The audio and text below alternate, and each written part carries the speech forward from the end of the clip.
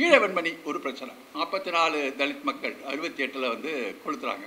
பெரியார் இயக்கம் வந்து சரியான முறையில் அதை அட்ரஸ் பண்ணல. பெரியார் வந்து அந்த ஜாதி ஆதிக்கவாதிகளை எதிர்த்து வந்து எழுதலை அப்படின்னு சொல்லி ஒரு பெரியார் மேலே ஒரு குற்றச்சாட்டு. ஐக்கியத்திலேயே அது மாதிரி ஒரு பிரச்சாரம் நடந்துச்சு. இப்போ பேர் சொன்னோம்னா பல சங்கடங்கள்லாம் வரும்னு நினைக்க தான் நான் குடும்பத்திலையும் தவிர்க்கிறேன். இப்போ இருக்கிற விடுதலை சிறுத்தைகள் கட்சியோட நம்ம டிஸ்டன்ஸ் ஆகணும், கம்யூனிஸ்ட் கட்சியோட டிஸ்டன்ஸ் ஆகணும், அப்படிப்பட்ட பிரச்சனைகள்லாம் இருக்கு. இப்போ நம்ம தான் ஒன்றா போயிட்டு இருக்கிறப்ப ஏன்டா பூனா ஒப்பந்தத்தை வந்து அம்பேத்கர் ஏற்றுக்கிட்டதையும் பெரியார் விமர்சிக்கிறேன். நீங்க ஏன் ஏற்றுக்கிட்டீங்க ஒப்பந்தத்தை? காந்தியினுடைய பொக்கை வாய் சிரிப்பு வந்து நிறைய பேர் ஏமாத்திட்டு இருக்கு. நீங்களும் அந்த பொக்கை வாய் சிரிப்புல ஏமாத்தீங்களான்னு கேட்கிறார் பெரியார். செத்தா சாப்பிட்டுமே ஒரு உயிருக்காக ஏன் இத்தனை பேருடைய உரிமையை நீங்க அடகு வைக்கணும் அப்படின்னு அவர் பெரியார் வந்து அந்த இடத்துல அது வந்து ஒரு உரிமையோட கேட்கிற விஷயமா வச்சுக்கலாம். பெரியார் திராவிட விவசாய சங்கத்தில் கிளியரா என்ன சொல்லிட்டாருன்னா, எந்த வன்முறைக்கும் இங்கே இடம் இல்லை, வன்முறைங்கிறத வேண்டாம்னு சொல்றாரு. எந்த வன்முறை நடந்தாலும் பெரியார் வந்து ஏத்துக்கவே இல்லை. அதுக்காக பெரியார் வந்து அகிம்சையை ஆதரிச்சாரு அப்படிங்கிறது அர்த்தம் கிடையாது. அகிம்சை தத்துவத்துல வந்து பெரியாருக்கு நம்பிக்கை இல்லை. இப்ப நான் ஒரு தேதி குறிப்பேன், அந்த தேதியில இத்தனாம் தேதி அறிவிப்பேன், அப்ப போய் நீங்க அக்ரஹாரத்துல போய் தீ வச்சு கொளுத்துறோம், பெட்ரோலும் தீப்பந்தமும் தயாரா வச்சுங்க அப்படின்னு அறிவிப்பார். அது மிகப்பெரிய வன்முறை தானே. ஆனா இந்த வன்முறையை வந்து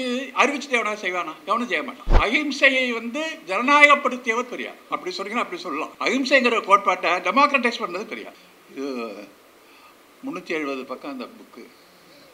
இதை ஆங்கிலத்திலலாம் படித்து இதுக்குள்ளே வந்து இந்த கண்டென்ட்டெல்லாம் எடுத்து பேசுறது அப்படிங்கிறது வந்து கஷ்டமான வேலை தான். அது இருந்தாலும் இது எனக்கு படிக்கிறதுக்கு ஒரு வாய்ப்பாக இருக்குங்கிறதால தான் நான் அக்செப்ட் பண்ணிட்டேன். இது நம்ம எப்போ இது மாதிரி இருந்தால் தான் படிக்க முடியுங்கிறதால அக்செப்ட் பண்ணிட்டேன்.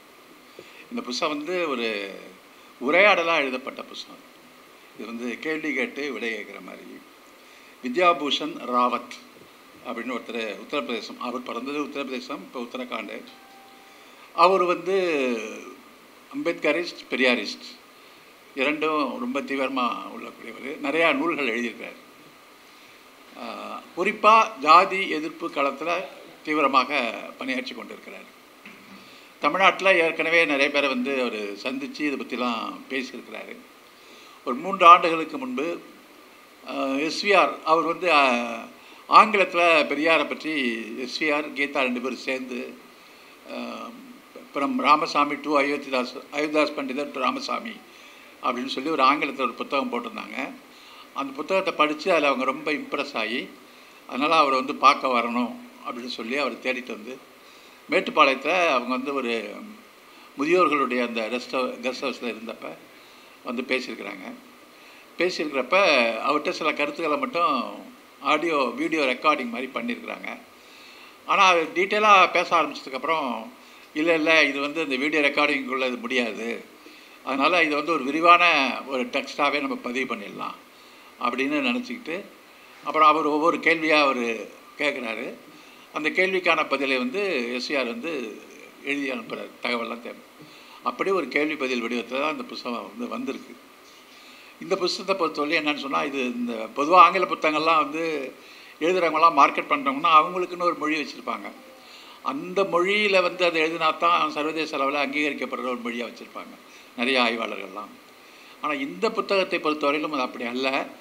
தமிழ் தெரிந்த வாசகர்களுக்கு தமிழில் உரையாடுவதைப் போல ஒரு ஆங்கிலம், அது எளிமையான ஒரு ஆங்கிலமாக ஒரு எஸ்விஆர், அது இந்த புத்தகத்தினுடைய ஒரு சிறப்பாக நம்ம வந்து சொல்லலாம். இந்த புத்தகத்தை வந்து நிறையா ஹெல்ப் பண்ணவர் வந்து நம்ம கழகத்தில் மணி தான் நிறையா ஹெல்ப் பண்ணியிருக்காரு.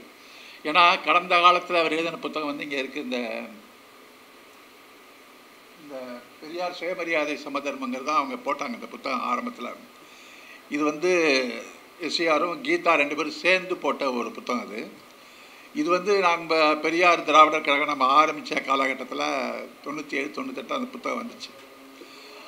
அப்போ இந்த புத்தகம் எழுதுகிறப்ப இவர் புத்தகத்தை எழுதுகிறப்ப நான் வந்து விடுதலையில் ஒர்க் பண்ணிகிட்டு இருந்தேன். அப்போ அவங்களுக்கும் இது மாதிரி உள்ளவங்களுக்கும் பெரியார் தலைக்கும் ஒரு நெருக்கம் இருக்காது. எனக்கு அவர் உடன்பாடு இருக்கிறதால அந்த நூலகத்தை வந்து நான் அக்சஸ் பண்ணுறதுக்கான ஏற்பாடெல்லாம் பண்ணி கொடுத்தேன்.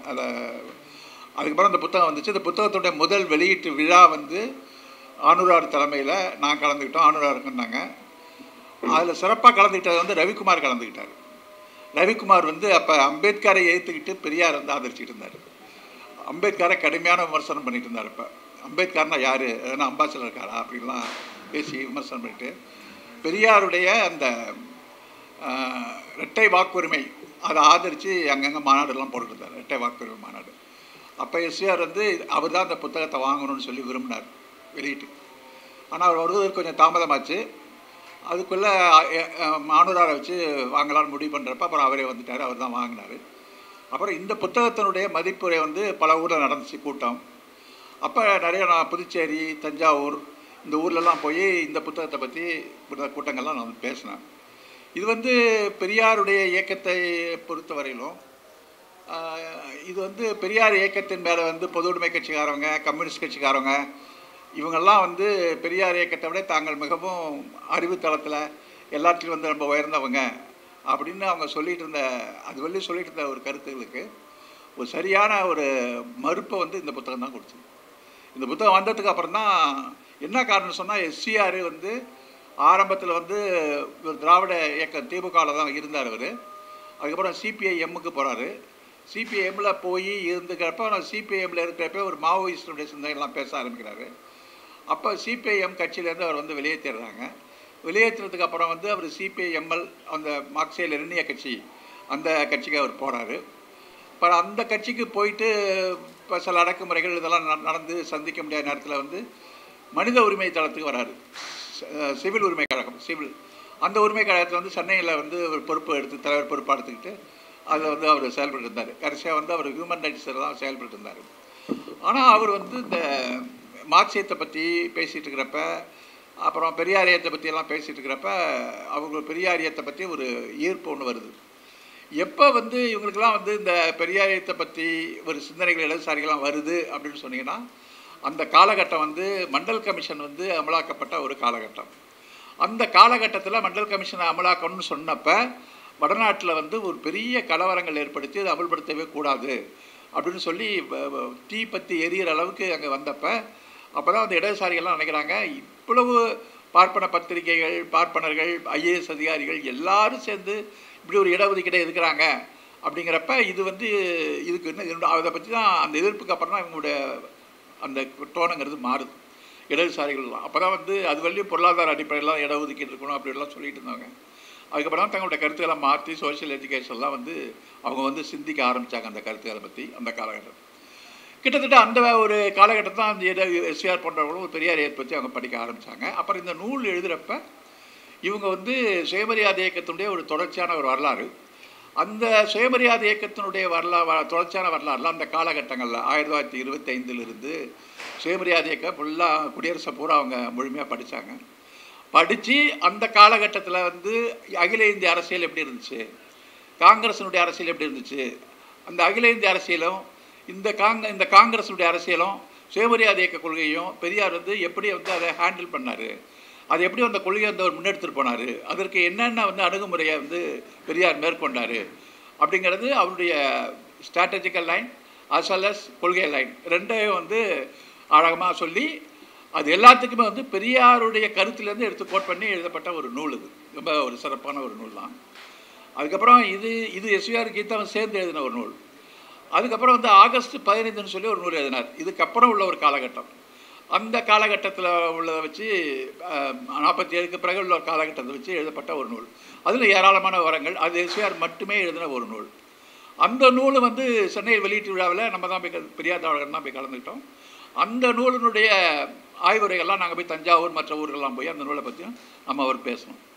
அப்போ இந்த பெரியாரியத்தை வந்து அது தூக்கி அந்தாண்ட வச்சுட்டாங்க எல்லாரும். அது வந்து ரொம்ப ஒரு கொச்சைத்தனமான விஷயம், அது வந்து ஒரு பெரிய பிலாசபிக்கல் இது கிடையாது, கான்செப்ட் கிடையாது, தியரைஸ் பண்ண முடியாது, அது ஒரு முரட்டுத்தனமாக பெரியார் எதை பேசிகிட்டு இருந்தார் அப்படிங்கிற மாதிரி அதுக்கான ஒரு கருத்தியலமோ அதனுடைய தாக்கத்தை பற்றி எல்லாமே ஓவர் சிம்பிளிஃபிகேஷன் போயிட்டு இருக்கிற நேரத்தில் இடதுசாரி சிந்தனையாளர் ஒருத்தரே அந்த இடதுசாரி பார்வையிலே அவங்க பதில் சொல்கிறாங்கிறப்ப அதுக்கு வந்து ஒரு முழுமையான வந்ததுக்கப்புறம் பல கம்யூனிஸ்டுகள் வந்து அதுக்கப்புறம் தான் வந்து பெரியாரை பற்றி பேசுகிற விஷயங்களை வந்து அவங்க வந்து நிறுத்திக்கிட்டாங்க.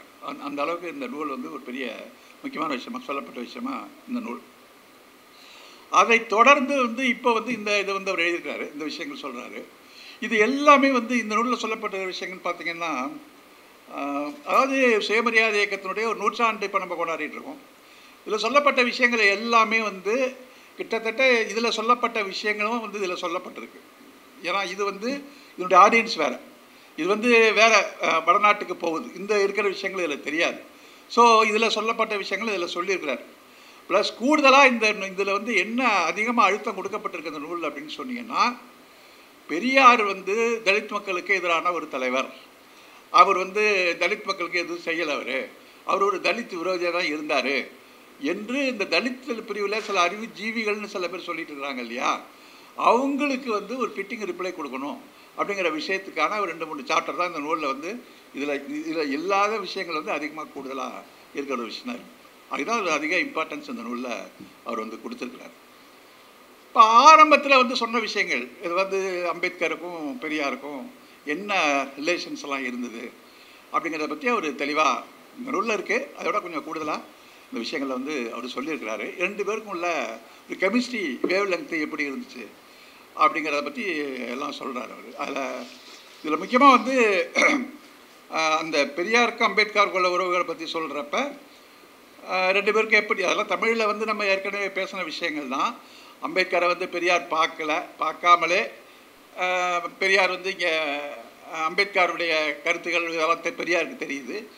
அவர் பார்க்கல. 2 பேருமே சந்திக்கிறதுக்கு முன்னாடியே இவங்க 2 பேருக்குள்ள கொள்கை ரீதியான ஒரு பார்வை வந்து உருவாகுது. அதாவது முதல் வந்து அந்த வைக்கம் சத்தியாகிரகம் பெரியார் 1924 நடத்தின ஒரு விஷயம் இருக்கு இல்லையா, அது வந்து இந்தியாவில் வந்து கிட்டத்தட்ட ஒரு ஓராண்டு காலத்துக்கு வந்து மக்களை அணிதிரட்டி ஒவ்வொரு நாளும் அந்த போராட்டத்தை நடத்தி தொடர்ச்சியாக போய் ஒரு பீப்புள் ஸ்ட்ரகிளாக அந்த ஜாதி பிரச்சனைக்கு வந்து ஒரு மனித உரிமைக்கான ஒரு டைமென்ஷன் கொடுத்தாங்க. ரோட்டில் நடக்கக்கூடாது, கோயிலுக்குள்ளே போகக்கூடாதுங்கிறது இல்லை, ரோட்டில் நடக்கக்கூடாதுங்கிற ஒரு மனித உரிமை. அது வந்து ஒரு ஹியூமன் ரைட்ஸ் ஆங்கிளில் அதை வந்து ஒரு ப்ரொஜெக்ட் பண்ணி அதை வந்து தொடர்ச்சியான மக்கள் இயக்கமாக தொடர்ச்சியாக நடத்துதுங்கிறது பெரிய விஷயம். அது நடத்துங்கிறப்ப அது பெரிய ஃப்ளாரப் ஆனது. அதில் காந்தியெல்லாம் வந்து தலையிற அளவுக்கு அது மாறினதுனால அதுக்கு ஒரு அகில இந்திய அளவிற்கான ஒரு விளம்பரம் கிடச்சப்ப அம்பேத்கரை பார்த்துட்டு அவர் ரொம்ப இன்ஸ்பயர் ஆகிறார். அப்போ அவர் வந்து தூள் எழுதுகிறாரு, இது மாதிரி வந்து தென்னாட்டில் வந்து ராமசாமி தலைமையில் ஒரு போராட்டம் அது வந்து என்னை வந்து ரொம்ப பாதிச்சிருக்கு. நான் இதை மாதிரி மக்களை திரட்டி அணிதிரட்டுகின்ற ஒரு போராட்டத்தை தான் நான் சரியான படியும் நான் நடக்கிறேன் அப்படின்னு சொல்லி தான் இந்த மகர் குளத்தில் போய் தண்ணி எடுத்துங்கிற போராட்டத்தை வந்து அவர் நடத்துகிறாரு அப்படின்னு ஆரம்பிக்கிறாரு. அப்புறம் அங்கே வந்து அந்த ஷெட்யூல் மக்களை திரட்டி அவர் நடத்துகிற மாநாட்டில் அந்த மாநாட்டை கேள்விப்பட்டு பெரியார் இங்கே என்ன போகிறாருன்னா மகாராஷ்டிராவில் அம்பேத்கர் நடத்தின சுயமரியாதை மாநாடு தான் போடுறாரு. அது மாதிரி தான் இவங்க டைட்டில் கொடுக்குறாங்க. அப்போ 2 பேருக்கும் இடையில் வந்து அந்த ஒரு நெருக்கம் வந்து கருத்து மாற்றம் வந்து வந்துட்டு இருக்கு. இன்னொரு விஷயம் என்னன்னு சொன்னீங்கன்னா, இந்த ஜாதி எதிர்ப்பு அமைப்புன்னு சொல்லி ஒரு அமைப்பு வந்து லாகூரில் ஒரு மாநாடு நடத்துகிறோம். அது எல்லாருக்கும் தெரிஞ்சிருக்கும் உங்களுக்கு. அந்த அந்த அந்த மண்டல் ஜாதி எதிர்ப்பு அமைப்பு அப்படிங்கிற ஒரு அமைப்புக்கு பெரியார் வந்து துணைத் தலைவராக இருக்கிறார். அந்த லாகூரில் இருக்கிற அமைப்புக்கு பணம் கட்டி அதில் துணைத் தலைவராக வச்சுருக்கிறான். ஆனால் இங்கே இருக்கிற மற்ற பிராமின்ஸ்லாம் சேர்ந்து அமைப்புக்கு வந்து எழுதுறாருன்னா, பெரியார் வந்து ஜாதி எதிர்ப்பாளர் இல்லை, அவர் வந்து கடவுள் எதிர்க்கிறவர், மதத்தை எதிர்க்கிறவர், பார்ப்பான்லாம் எதிர்க்கிறவர், நீங்கள் எப்படி அவ்வளோ உறுப்பினராக வச்சுக்கலாம் அப்படின்னு சொல்லி கம்ப்ளைண்ட் லெட்டர் போடுறாங்க. அவருக்கு கம்ப்ளைண்ட் லெட்டர் போட்டோன்னே உடனே என்ன பண்ணுறான், அவன் வந்து அதுலேருந்து பெரியார் பேரை எடுத்துடுறாங்க. அந்த அமைப்பு தான் அம்பேத்கரை பேசுகிறதுக்கு கூப்பிடுது ஜாதி எதிர்ப்பை பற்றி. அப்போ அந்த ஜாதி எதிர்ப்பை பற்றி ஒரு பெரிய அந்த பெரியார் நீக்கப்பட்டதுக்கு அடுத்த ஆண்டு அந்த மாநாடு நடப்பதான் இவரை கூப்பிடுறாங்க. இவர் வந்து அந்த உரையை வந்து ஆழமாக தயாரித்து நான்குலேஷன் ஆஃப் காஸ்ட் ஜாதி ஒழிக்க என்ன வழி அப்படிங்கிற வந்து ஒரு அருமையான ஒரு ஆய்வு நூல் மாதிரி தயாரிக்கப்பட்ட ஒரு நூல் அது. அந்த உரையை அவர் தயாரித்து அந்த உரையை வந்து அவங்களுக்கு அனுப்புகிறாரு. அனுப்புகிறப்ப அதை படித்து பார்த்துட்டு நீங்கள் பார்ப்பன எதிர்ப்பெல்லாம் பேசுகிறீங்க ரைட்டு, ஆனால் வந்து இந்து மதத்தை நீங்கள் எதுக்குறீங்க, இந்து மதத்தில் இருக்கிற சாஸ்திரங்கள் வேதங்கள் இந்த அதிகாரங்கள்லாம் மறுக்கணும்னு சொல்கிறீங்க, இதெல்லாம் கொஞ்சம் நீங்கள் மாற்றி அமைக்கணும், இதை நீங்கள் மாற்றி அமைச்சு இந்த உரையை தயார் பண்ணுங்கன்னு சொல்கிறப்ப நான் அப்படிலாம் நான் பேச விரும்பலை, இது உயிர் இல்லாமல் நான் பேச மாட்டேன்னு சொல்லி மாற்ற மாட்டேன்னு சொல்கிறாரு. அப்புறம் அந்த மாநாடு வந்து நடக்கலை, கேன்சல் ஆகிடுச்சு. அப்போ பெரியார் இந்த விஷயத்தை கேள்விப்பட்டு அவருக்கு வந்து ஒரு கடிதம் எழுதுகிறார், உங்கள் ஒரே டெக்ஸ்ட் அனுப்புங்க அப்படின்னு சொல்லி. அதை வாங்கி பெரியார் வந்து குடியரசில் இந்த தொகுச்சியை போட்டு சாதியை ஒழிக்க வழி அப்படிங்கிற தலைப்பில் அம்பேத்கர் பேரோட வருது. அப்போ அதுக்கு முன்னாடி தமிழ் உலகத்தில் வந்து அம்பேத்கருங்கிற பேர் யாருக்கும் தெரிஞ்சிருக்குமான்னு கிடையாது. அதான் ஃபஸ்ட்டு வந்து ஒரு பாப்புலர்ஸான ஒரு விஷயமா போகுது. அப்போ அந்த ஜாதி வைப்பதில் வந்து 2 பேருக்கும் வந்து ஒரு இணைப்பு ஒன்று வருது, அது வருது. அதுக்கப்புறம் வந்து பெரியார் வந்து அம்பேத்கர் அழைப்புக்கு அப்புறம் வந்து பாம்பேக்கு போகிறாரு. பாம்பேயில் போய் பெரியார் கவாகேசான் இப்போ ஜின்னா கேரக்டர் இருக்கிறாரு, ஜின்னா பெரியார் அம்பேத்கர் 3 பேரும் வந்து சந்திக்கிறாங்க. 3 பேரும் கலந்து பேசுகிறாங்க. கலந்து அவங்களுக்குள்ள ஒரு திட்டத்தை ஒன்று உருவாக்குறாங்க. அந்த திட்டம் வந்து காங்கிரஸை எதிர்த்து ஒரு வெகுமக்கள் அணியை வந்து உருவாக்கணும் அப்படின்னு சொல்லி பெரியார் வந்து தன்னுடைய திராவிட நாடு கோரிக்கையை முன்வைக்கிறாரு. அவர் வந்து பாகிஸ்தான் கோரிக்கை வந்து அவர் முன்வைக்கிறாரு.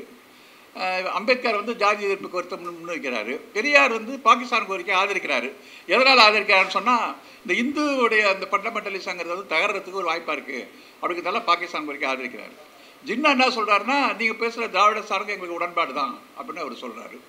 இதில் அம்பேத்கர் வந்து இதில் என்ன கருத்து சொன்னார் அப்படிங்கிற விஷயம் வந்து இது வெளியில் வரல. அதில் அப்போ சொல்கிறப்ப முடிஞ்சு போச்சு. அவர் வர்றாங்க, ஒரு ஜாயிண்ட் ஸ்டேட்மெண்ட் ஒன்று கொடுக்குறாங்க. 2-3 பேர் சேர்ந்து இது மாதிரி வந்து நம்ம இந்தியா முழுவதும் இருக்கிற இஸ்லாமிய மக்கள், இந்த பார்ப்பனர் அல்லாத மக்கள், இவங்கெல்லாம் சேர்ந்து நம்ம வந்து ஒரு அணியாக செயல்படணும்னு சொல்லி ஒரு பெரிய அறிக்கை ஒன்று அங்கே வெளியிடுறாங்க.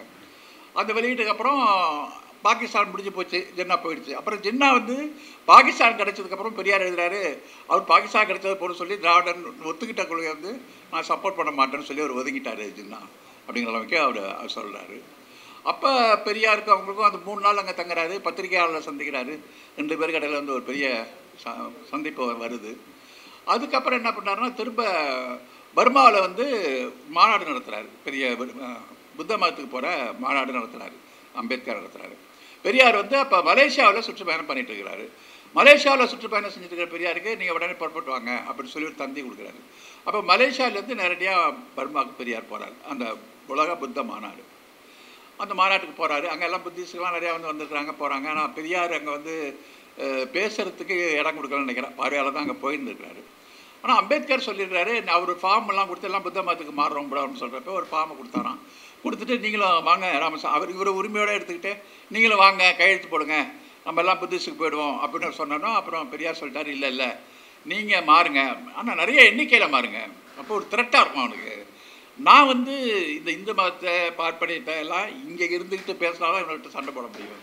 நான் மதம் மாறிட்டேன்னா அப்புறம் இதெல்லாம் பேச முடியாது, யாரும் பேசுறதுக்கு வரமாட்டாங்க. அதனால் நான் வரல, நீங்கள் போங்கன்னு சொல்லி, ஆனால் நீங்கள் போகிறத நான் ஆதரிக்கிறேன் அப்படின்னு அவர் சொல்லிட்டார்.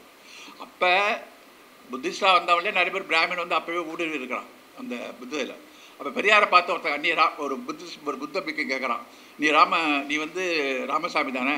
ஆமாம், உடனே வந்து பிராமின் ஹேட்டராச்சே, நீ எப்படி வந்து இந்த அம்பேத்கருக்கு வரலாம்? அவன் ஒரு பிராமணாக இருந்து புத்திஸ்ட் ஆனவன். அவன் கேட்குறான், பெரியார் சொல்கிறார்.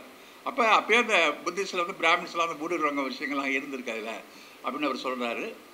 அப்புறம் அம்பேத்கர் உறுதிமொழி எடுக்கிறாரு. அந்த ஒரு சந்தர்ப்பம் ஒன்று அது நிகழ்ச்சி ஒன்று போகுது.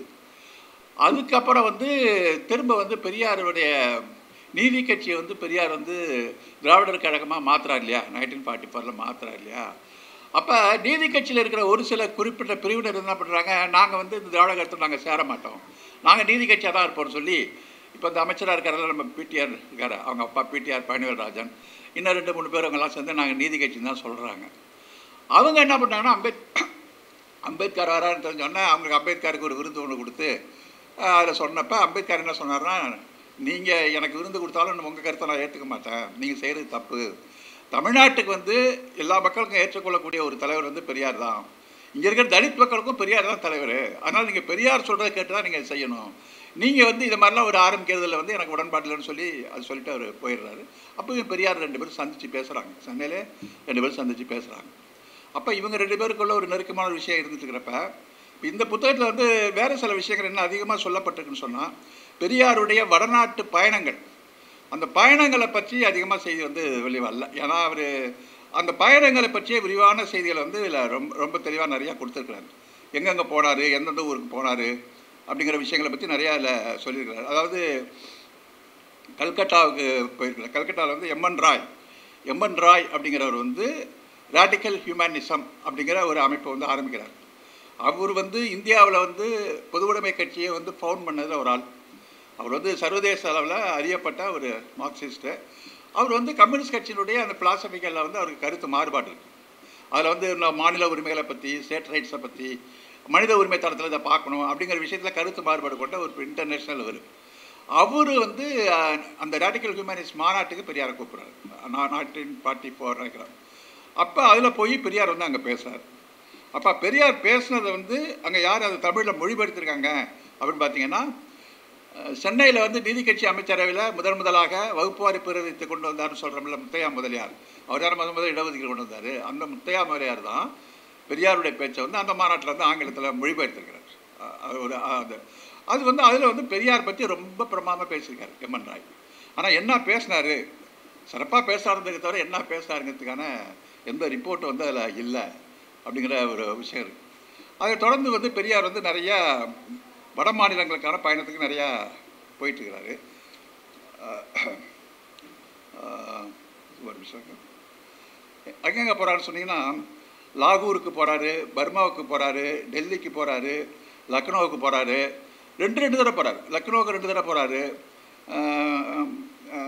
அது மாதிரி 2 படத்தில் போய் எல்லாமே வந்து இதில் என்ன சொல்கிறாங்கன்னா, எல்லாமே வந்து பிற்படுத்தப்பட்டோருக்கான ஒரு மாநாடு நடக்குது. ஒன்று அதிகமான மாநாட்டுக்கு வந்து பெரியாரை கூப்பிட்டவங்க யார் அப்படின்னு சொன்னீங்கன்னா, அம்பேத்கருடைய நெருக்கமாக இருந்த ரிப்பப்ளிக்கன் பார்ட்டி தான் வந்து பெரியாரை கூப்பிடுது.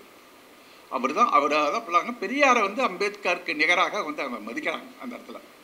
அப்போ அங்கே எங்கெங்கே எப்படிப்பட்டலாம் வரவேற்பெல்லாம் நடந்துச்சு அப்படிங்கிறத பற்றிலாம் வந்து ஒரு டீட்டெயிலாக இந்த இதில் வந்து எழுதியிருக்கிறார். அதில் லக்னோவில் நடந்த மாநாட்டில் வந்து 2 மணி நேரம் பெரியார் இங்கிலீஷில் பேசியிருக்காரு. 2 ஹவர்ஸ் இங்கிலீஷில் பேசியிருக்காரு. அந்த இங்கிலீஷ் வந்து ரொம்ப தரமான ஒரு ஆங்கிலமாக இருந்திருக்கு. என்ன எதனால் அப்படின்னு சொன்னீங்கன்னா, பெரியாருடைய ஈரோட்டுடைய மாளிகையில் தங்குவதற்கு பல வெள்ளைக்காரங்களாம் வருவாங்க. அவங்ககிட்டலாம் உரையாடுவார் பெரியார். அப்போ அவங்களுடைய மொழியெல்லாம் உள்வாங்கிக்கிட்டு 2 மணி நேரம் வெளியே ஆங்கிலத்தில் பெரியார் பேசியிருக்கிறாரு அப்படிங்கிற பதிவு வந்து அதில் பண்ணியிருக்காங்க. அப்புறம் அந்த பேச்சில் வந்து எப்படியாப்பட்ட வரவேற்பெல்லாம் கொடுத்துருக்காங்க அப்படிங்கிறத பற்றி வந்து அதில் சொல்லியிருக்காங்க. கான்பூரில் வந்து 1959 கான்பூர் மாநாடு, அதுவும் ரிப்பப்ளிக்கன் பார்ட்டி தான். அது வந்து மிகப்பெரிய அளவுக்கு அம்பேத்கர் இறந்து போனதுக்கு அடுத்த வருஷம் நடக்குது. அப்போ வந்து அம்பேத்கர் இல்லை அப்படிங்கிறப்ப இவரை கூப்பிட்டு பெரிய வரவேற்பு கொடுக்குறாங்க. அப்போ வந்து எல்லோரும் சிகப்பு சட்டை, ஒரு பெரிய இராணுவ அணிவகுப்பு மாதிரி சிகப்பு சட்டை போட்டுட்டு, கையில் வந்து எல்லோரும் ஒரு பெரிய வீரவாள் வச்சுக்கிட்டு ஒரு பெரிய படை நடத்துகிற மாதிரி மார்ச் பாஸ் பண்ணி பெரியாரை அழைச்சிட்டு போய் பெரியாரை பற்றி அப்படி ஒரு புகழ்ந்து அவங்க பேசுகிறாங்கன்னா, அம்பேத்கர் மாதிரி இறந்து போயிட்டார். இறந்து போனதுக்கப்புறம் இங்கே இருக்கிற பார்ப்பனியெல்லாம் இனிமேல் அவனுக்கு கேட்கறதுக்கு ஆள் இல்லை, அம்பேத்கர் போயிட்டார் அப்படின்னு வந்து எல்லாருமே நினைக்க ஆரம்பிச்சிட்டாங்க. அதனால் அவங்களுடைய பார்ப்பனியத்தினுடைய செயல்பாடுகள் அதிகரிச்சுட்டு வருது. அப்போ இந்த மாதிரி நேரத்தில், அம்பேத்கர் இல்லாத நேரத்தில் நீங்கள் தான் வந்து எங்களுக்கு வந்து ஒரு வழிகாட்டக்கூடிய தலைவராக நீங்கள் இருக்கணும், அந்த இடத்துல நாங்கள் வந்து வைக்கிறோம், நீங்கள் வந்து நீங்கள் ஒரு யுக புருஷன் நீங்கள் அப்படின்னு சொல்லி ரொம்ப பிரமாதமாக அவரை வந்து வாழ்த்து சொல்லி, இந்த அம்பேத்கர் பிளஸில் நாங்கள் உங்களை வைக்கிறோம் அப்படிங்கிற அளவுக்கு பெரியாருக்கு வந்து ஒரு ஆர்டர் கொடுத்து பண்ணி அவங்க வந்து ஒரு அமைப்பை உருவாக்குறாங்க. ஒரு பிற்படுத்தப்பட்ட ஒரு அகில இந்திய பிற்படுத்தப்பட்ட ஒரு அமைப்புன்னு வச்சுக்கிட்டாலும் அதில் எஸ்சி இருக்காங்க, மைனாரிட்டிஸ் இருக்காங்க, எல்லோரும் சேர்ந்தாங்க செய்கிறாங்க. அந்த அமைப்புக்கே தலைவராகவும் பெரியார் வந்து அதில் தேர்வு செய்கிறாங்க. அந்த அளவுக்கு பெரியார் இருக்குது. அதே மாதிரி அதே ஊரில் வந்து திரும்ப அந்த மாநாட்டுக்கு போகிறப்ப அங்கே யார் வரவேற்பு கொடுத்தாங்கன்னா, ராஜநாராயண், சோஷலிஸ்ட் கட்சி. அவர் தான் இந்திரா காந்தியை வந்து தேர்தலில் வீழ்த்தி தோக்கடித்தவர் ராஜநாராயண். அது இந்திய அரசியலை மாற்றவர். அவர் வந்து பெரியாருக்கு மிகப்பெரிய வரவேற்பு கொடுத்து அந்த மாநாட்டில் கலந்துக்கிட்டு பெரியாரை பற்றி ரொம்ப ராஜநாராயண் அந்த விஷயத்தில் ராஜநாராயண், ஜெயபிரகாஷ் நாராயண் வேறு, இவர் ராஜநாராயண், இவர் சோஷலிஸ்ட். மதுலி மாயி அவங்கெல்லாம் இருக்காங்க இல்லையா, அந்த லோகியாவுடைய சோஷலிஸ்ட் கட்சியில் இருக்கவங்க. அவங்க எல்லாமே ஒரு ஆன்டி ஆர்எஸ்எஸ், ஆன்டி பிராமின் தான். இப்போ நம்மக்கிட்ட அவங்கெல்லாம் எப்படி சித்தரிக்கப்பட்டாங்கன்னா, அவங்களாம் ஹிந்தி பேசுகிறவங்க, ஹிந்தி வெறியர்கள் அப்படி தான் நம்மகிட்ட காட்டினாங்க. ஆனால் அவங்க வந்து அவங்க தாய்மொழி இந்தியை பேசியிருக்காங்க, வலியுறுத்தியிருக்காங்க. ஆனால் அவங்க வந்து ஒரு பார்ப்பன எதிர்ப்பு, ஆர்எஸ்எஸ் எதிர்ப்பு, கோயில் நுழைவு போராட்டம். இந்த ராஜநாராயணன் இதை கலந்துக்கிறதுக்கு 2 நாளுக்கு முன்னாடி அந்த ஊரில் வந்து ஒரு கோயில் நுழைவு போராட்டத்தை நடத்திட்டு தான் அந்த பாட்டில் கலந்துக்கிறார். அப்போ அவர் வந்து அதில் கலந்துக்கிட்டு பெரியாரை பற்றி ரொம்ப உயர்வாலாம் பேசியிருக்கிறார். ராஜநாராயணன் பேசியிருக்காரு, அந்த இதில் அவர் பேசியிருக்கிறாரு. அப்புறம் சில இடத்துல வந்து ஒரு யூனிவர்சிட்டியில் போய் பேசுகிறப்ப பெரியாரை எதிர்த்து வந்து இந்த இந்து மகாசபை, ஜனசங்கம் இதில் இருக்கிறவங்கலாம் வந்து என்ன பண்ணுறாங்கன்னா, பெரியாரை எதிர்த்து கூட்டத்தில் வந்து தகராறு பண்ணுறான். அப்போ அந்த பல்கலைக்கழகத்தினுடைய பொறுப்பாக இருக்கிறவங்களே வந்து அவங்களை கடுமையாக எச்சரித்து பண்ணிவிட்டு, அப்போ அதில் வந்து பெரியார் வந்து அதில் பேசினார் அப்படிங்கிற செய்திகள்லாம் வந்து இதில் பதிவாயிருக்கு. அந்த யூனிவர்சிட்டியில் இருக்கிற பையன்களுக்கும் பெரியார்கிட்ட வந்து நேராக கேள்வியெல்லாம் கேட்குறாங்க.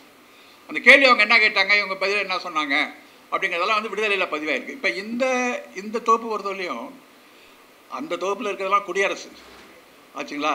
இப்போ இந்த தொகுப்பில் அதிகமாக பயன்படுத்தியிருக்கிறது பூரா விடுதலை தான் பயன்படுத்தப்பட்டிருக்கு. விடுதலை வந்து இவ்வளோ பெரிய விடுதலை இன்னும் யாரும் வெளியில் வரல, அவங்க தான் வச்சுருக்குறாங்க. குடியரசு வந்துருச்சு, விடுதலை யாரும் வரல. அப்போ விடுதலையிலேருந்து தகவலாம் எங்கே போயிருக்கு அப்படின்னு சொன்னீங்கன்னா, இது கேட்டு நம்ம வழியாக தான் போயிருக்காரு. அவர் வாங்க எல்லாமே இல்லை விடுதலையிலேருந்து எடுத்து பயன்படுத்தியிருக்காரு, இந்த விஷயங்கள் பூரா பயன்படுத்தியிருக்காரு. அப்போ அது இந்த விஷயங்கள்லாம் வந்து வெளியில் வரல, இந்த வடநாட்டு வெளியில் வரமா வரல. அதனால் அதை பற்றி ரொம்ப டீட்டெயிலாக அதை லக்னோவில் பேசுகிற ராஜநாராயண் பல்கலைக்கழகமான பேச்சு இதெல்லாம் இருக்குது. அந்த 2 மணி நேரம் இப்படி ஒரு தெளிவான செய்தியை வந்து அதில் சொல்லியிருக்கிறார். இப்போ என்னன்னு சொன்னால், பெரியார் அம்பேத்கருடைய அந்த உறவு அப்படிங்கிறது அப்படின்னா ஒரு கொள்கைப்பூர்வமான ஒரு உறவாக இருந்திருக்கு. அம்பேத்கரும் பெரியாரும் எப்படி இருந்திருக்கிறாங்க, அம்பேத்கருக்கு நெருக்கமாக இருந்த ரிப்பப்ளிக்கன் பார்ட்டி பெரியாரை எப்படி அங்கீகரிச்சது, அவருக்கு வந்து எவ்வளோ ஒரு உயர்ந்த இடத்துல அவங்க கொடுத்துருக்குறாங்க அப்படிங்கிற ஒரு விஷயம் வந்து இதன் மூலம் தெரியும். அப்போ அவங்க 2 பேருக்குள்ள விஷயங்களை வந்து வச்சுக்கிட்டு இப்போ என்ன பண்ணுறாங்கன்னா 2 பேருக்கு இடையில ஒரு ஸ்பிரிட்டை உண்டாக்குற விஷயங்கள் தான் பார்க்குறாங்க. இப்போ அம்பேத்கருக்கு மேலேயே பெரியாருக்கு விமர்சனம் இருந்திருக்கு, அதுலேயும் இருந்திருக்கு. அதை வந்து எழுதியிருக்கிறாங்க, குடியரசில் எழுதியிருக்கிறாங்க.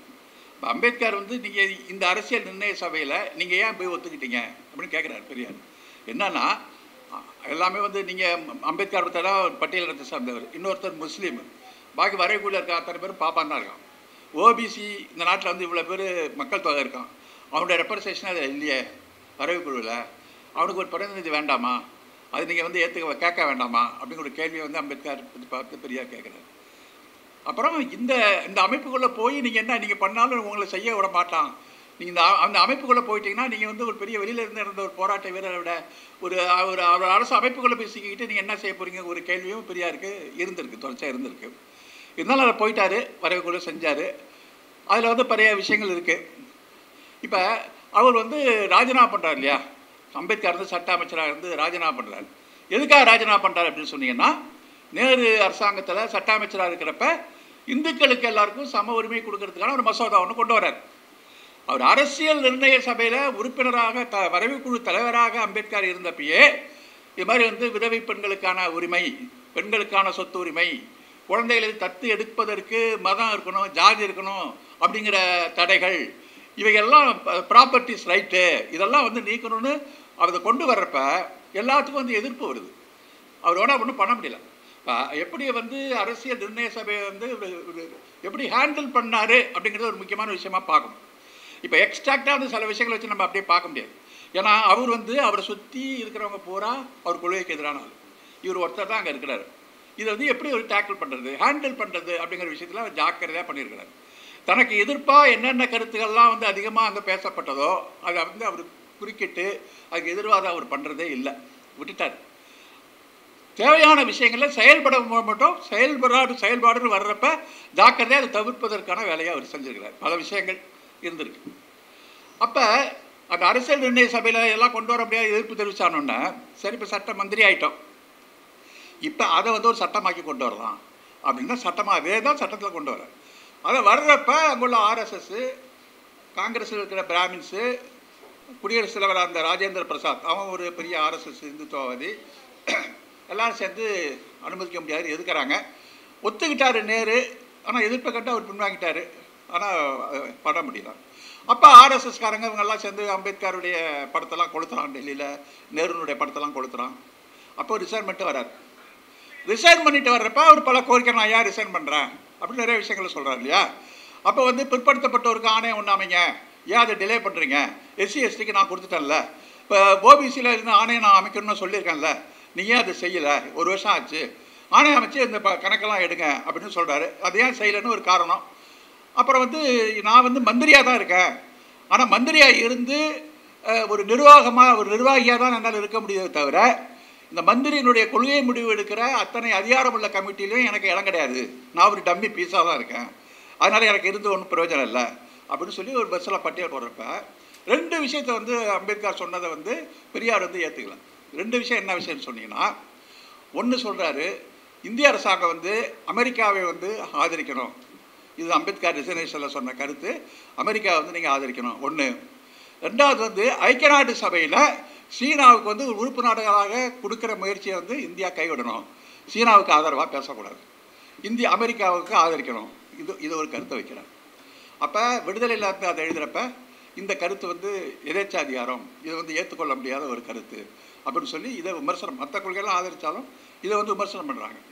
இன்னொன்று என்ன சொல்கிறார் அம்பேத்கர்னு சொன்னால், காஷ்மீர் பிரச்சனையில் 2 பாகிஸ்தான்காரன் பிரிச்சுட்டு போட்டோம், இந்தியாவில் வந்து நீங்கள் எடுத்துங்க, அதுக்கு வந்து ஒரு தனி சிறப்பதிகாரம் கொடுத்து காஷ்மீர் தனியெல்லாம் வைக்காதீங்க, அது 2ஆக பிரிச்சுருங்க அப்படிங்கிறது அம்பேத்கருடைய கருத்தாக இருக்குது.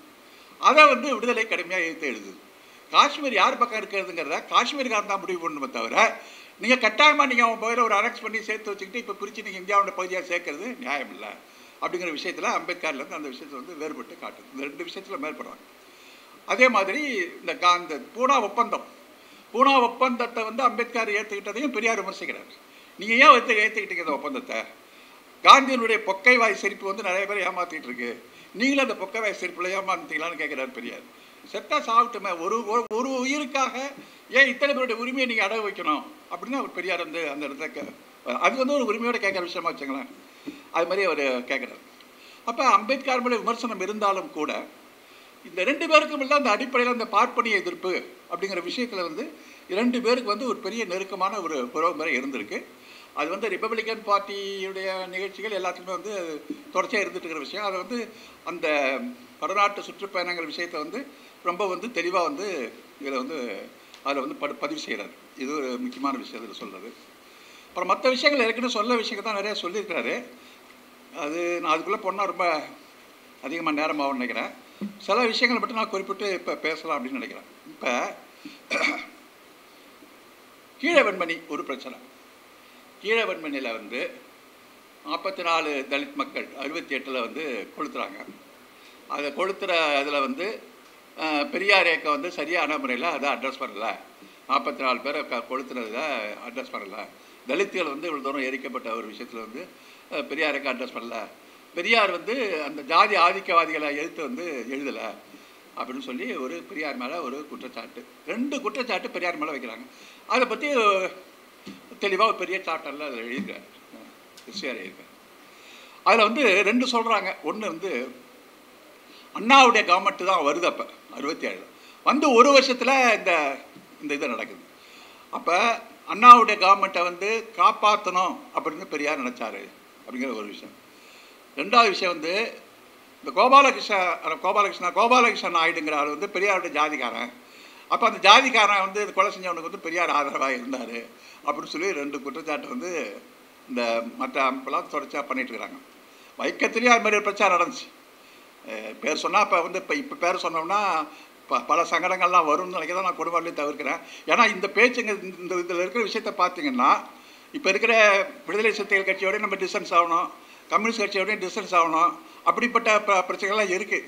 இப்போ நம்ம தான் ஒன்றா போயிட்டுருக்கிறப்ப ஏன்டா ரொம்ப அப்படின்னு தான் இப்போ நினைக்கிற மாதிரி தான் இப்போ விஷயம் இருக்குது. ஆனால் அந்த அளவுக்கு வந்து ஒரு ஒரு செக்ஷனல் ஆட்டிடியூடில் அவங்க நடந்திருக்காங்க. அது சொன்னாங்க. நான் இப்போ வெளிப்படையாக சொன்னீங்கன்னா வைக்கம் போராட்டத்தையே என்ன சொன்னாங்க பெரியாருக்குன்னா, வைக்கத்தில் நடத்துகிற பெரியார் நடத்தின போராட்டம் தீண்டப்படாத மக்களுக்கான போராட்டம் இல்லை, அது வந்து ஈழவர்கள் அவங்கெல்லாம் பிசிக்காக நடத்தின போராட்டம் அப்படின்னு சொல்லி தான் ரவிக்குமார் எழுதினார் ஃபஸ்ட்டு. அப்போ வந்து அவங்க பிசியாக இன்றைக்கி பிசியாக இருக்கலாம், அப்படின்னா அன்றைக்கி அவங்கெல்லாம் பட்டியலின மக்கள் தான் இருந்தாங்க. அவன் பிசியாக இருந்தானா ஏன் அவன் ரோட்டில் போகிறதுக்கு மறுக்கிறான்? மாதவனுக்கு ரோட்டில் போகிறதுக்கு ஏன் மறுக்கிறான்? சாதாரண ஒரு காமன் சென்ஸு.